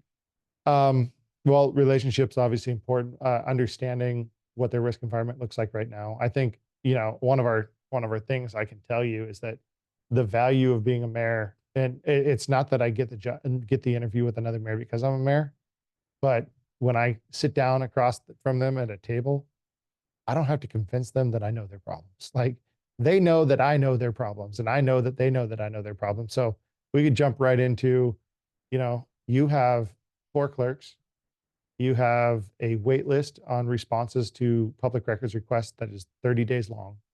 You spend $200,000 a year, or you have 4 clerks, you spend $400,000 a year in staff time, and then another $200,000 a year in attorney time trying to respond to these requests. I can help you do it for half that cost. So like you just focus on understanding their risk right now. And I know that sounded like a cost discussion, but that was a risk discussion. Their risk is that they've got 4 clerks, they need 6. How do I stop them from needing 6 in the future? And it comes down to risk. And so if I could stop them from expending more money, that creates opportunities rather than trying to save them money. So I think you kind of already answered this question, but like let's suppose Sumner signs on to use your platform, right? Who's my aunt-in-law, by the way? Their mayor is my aunt-in-law. Okay. But So Sumner signs out user platform. yeah, Who's the actual user? Is it like the low level clerk?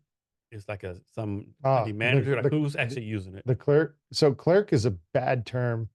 It should Clerk should be called something else other than clerk, because when you hear the word clerk, like you think it's a low level clerk, Yeah. but clerk is like third most important position in any jurisdiction, maybe second. And in some jurisdictions, especially small jurisdictions, they're often clerk treasurers. The clerk is an incredibly important executive position in municipalities. So the clerk and other executive positions would be the primary targets initially, and Okay. eventually rolling out to probably anyone with a management role of some sort. And what's like how do you onboard people? Like, do they have to be like tech savvy, know how to use Microsoft Office? Like what's the onboarding plan for like people using it? Our goal is that it's simple, remove buttons. Yeah, I was just talking to Pierce Transit yesterday, one of the larger transit agencies in the country, actually. And their IT person was talking about this bespoke route planning software that no one knows how to use. And they have it. And they're like, well, how can we improve it with AI? I can help you understand, like, there's a consultative sales part of this. Like, I want to work with jurisdictions to understand how they're doing their workflows and help them identify where AI can improve it. But, that's one end of the spectrum, is that there's a lot of software in government that's really complex. And it's only complex because you got some software person, bless their heart, who's like, we need to solve for all eventuality. So there needs to be a drop down menu for everything. I want to be on the other end of the spectrum. Like our ICP, our customer profile is, she or he is 60 years old. They have worked an entire career not needing AI. So why would they use it today? And they distrust new technology. And so how do we create a platform so easy for them to use And so obviously, it's gamified so obviously to where they're getting immediate benefit for the use that they wouldn't otherwise. Like it makes it's refreshing for their day. And more buttons is not refreshing for your day. More drop down menus is a pain in the ass. And so like our goal and what we're building towards and our early, I don't even know if it's MVP, but it's what we're showing our pilots is stupid simple interface. It needs to be super simple because you can have something that does everything for everyone and then no one uses it. So you're a mayor, you're an entrepreneur, you're a father, you're a son, you're a husband. I'm presuming you have friends you hang out with once in a while, you No, know. not anymore. So like you're giving all the stuff yourself, but how do you take care of yourself, right? How do you make sure that you're like healthy and fit and all that kind of stuff? Well, shit, man. I need to be more fit. That's for sure. But I have, for a long time, I didn't even go to the doctor. I've fixed that. Um, how do I take care of myself? That's a tough question to answer. Therapy was helpful. Um, it's helped me engage better with my wife by 1,000%. Um, that's been a benefit. We we installed the swimming pool because we're gonna live in this house literally till we die with our kids. They're gonna be 40 years old and living at home with us, as you know, right? And so we've done everything to this house to like make it a lifelong house Mm. for the whole family. And my daughter just learned how to swim last week. My kids love going swimming in the pool, and so trying to get those family experiences is what grounds me. But there's the other side. I just have this absolute manic nature to do stuff while I'm alive. And I told you I was unraisable at 5 years old because that's what I was like at 5 years old. I was, you know, just constantly inventing new things and creating things and wanting to do things. So it's just this is the 41-year-old manifestation of that. Is I need to balance my life better, but at the same time, I will not be retired. Yeah, I can imagine retiring either. Like, Yeah, it's here instances where someone retires and 2 years later they're freaking dead. that's what's going to happen. As So you got to use your yeah, brain. You got to do. I mean, even if you stop working, you got to do something. I right. think. What's tough is that when I was younger, I thought so much faster, and I can physically feel myself thinking slower than when I was younger. But I got to the wrong answer so much faster when I was younger to get to the right answer. Like I think about it, like molecule when it's heated up, Uh-huh. it's all excited. And Yeah. that was my brain. I was like, do ding, and I find the right answer eventually. Now, maybe it's wisdom or something. Mhm. I seem to find the right answer a little faster, Yeah. but my brain works slower. So I don't know. And are you still doing therapy? I'm not anymore. Okay. Yeah. Well, and how long ago was that when you stopped? Last year, That's it. maybe beginning of last year. You, Yeah. you got everything you needed out of it, you think, and just decided to move on, so to speak. I definitely got a lot out of it.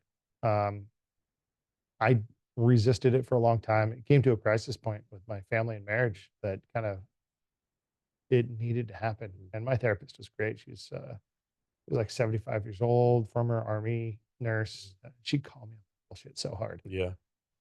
Josh, stop dancing around it, Yeah. and I loved her. But yeah, no, I think that I'm in a much better place, more reflective, able to hear my wife's opinions, able to identify like if I'm angry, like what am I angry about? Yeah. Like what is the fear that's driving that? Um, and so also able to touch my emotions for a long time, out of the Marines or maybe out of early childhood trauma. You know, I was not in touch with emotions. Still really hard for me to touch my emotions, which is a huge benefit. Yeah. Like I don't get scared talking in front of Yeah. groups. I don't get scared if you're a billionaire or absolutely broke. It doesn't matter to me. Like I don't have that fear response, Yeah. which can be really dangerous. But the other side of the coin is like if you can't touch your emotions, how can you authentically connect with people? I know. I think Gen Z gets a lot of shit for different reasons, but one thing I think got right is like mental health stuff, right? Yeah. Because they take the mental health days. They care about the mental health. That's one thing I think they Yeah. definitely got right versus like my generation, like being in the army, like mental health. What the fuck is that? Mm. You're like, I'm depressed. We're about to go to war. Like Shay, who liked the post or whatever earlier, she was she was one of the most like poignant examples of, my God, this is a different generation of Mhm, person, not in a bad way, mhm. but I think exactly what you talked about is that very much more capable of identifying where they're Yeah. at any moment in time. And it was a, it's a management challenge. And don't get me wrong, if you're taking mental health days every single day, that's something, you can't do that, I don't think, but maybe once a month, every 2 or 3 months, I think that's good for you, I think. Well, I think one of the things I've learned in the last year, 2 years through therapy and through self reflection is that if I need to take that nap, I'm going to take the nap. Oh, yeah.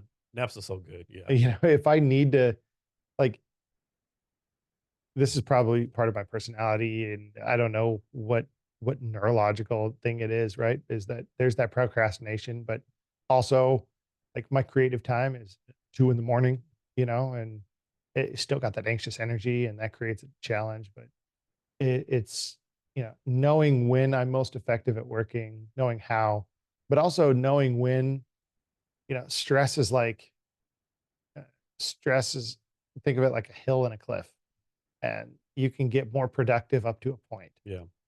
And then, Yeah, there's definitely once you diminishing reach returns. that point in stress, if you go beyond it, it's crash. Yeah, I definitely And agree with so that. I've gotten much better at identifying when I'm near the top of that hill and just taking a break.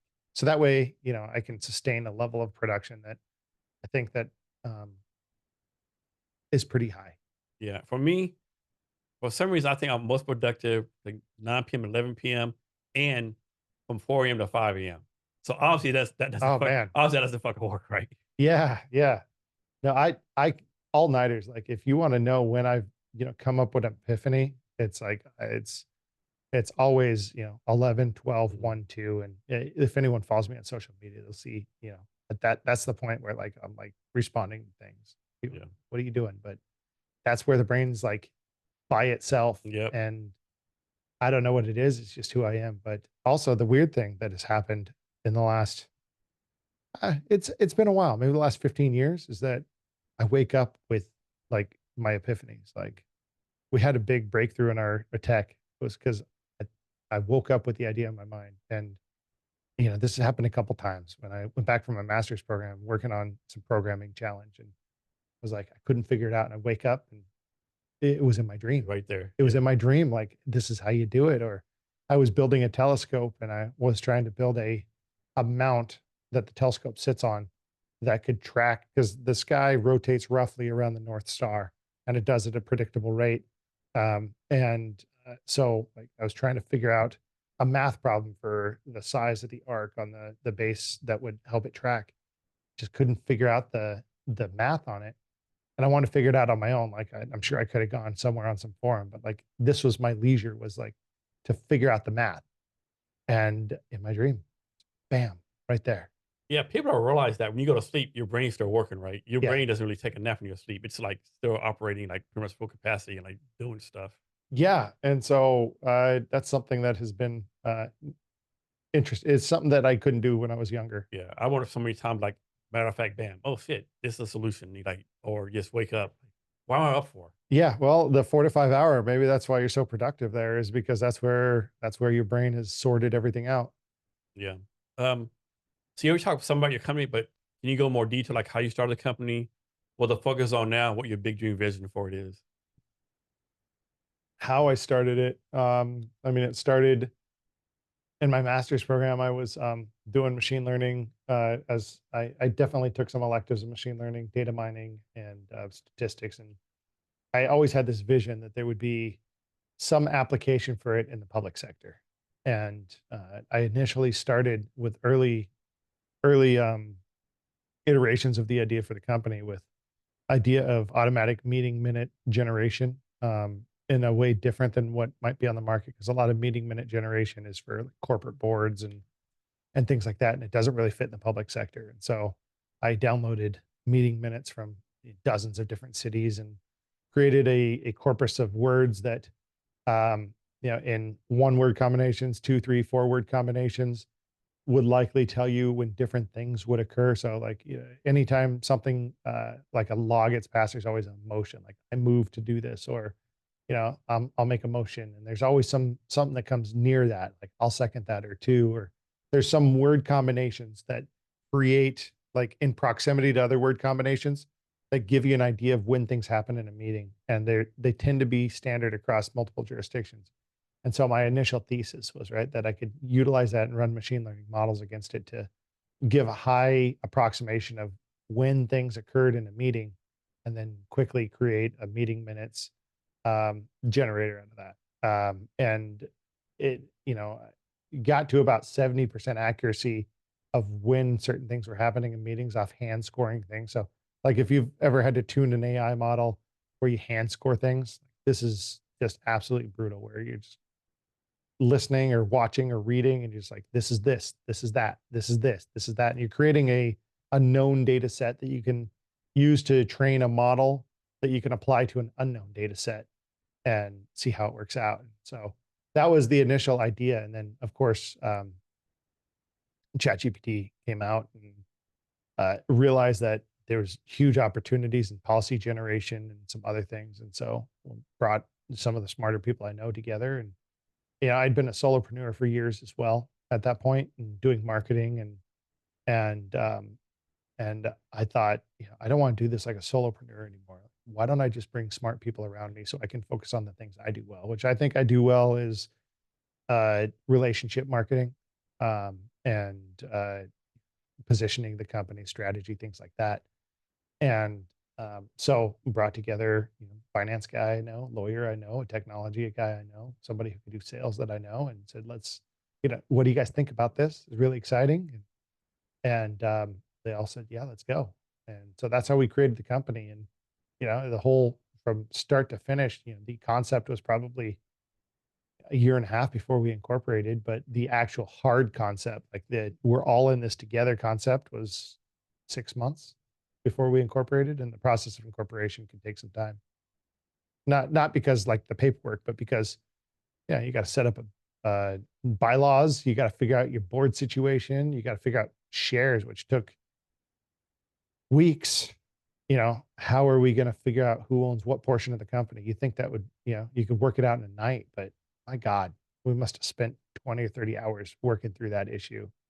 But I think we came to something that everyone can agree was fair.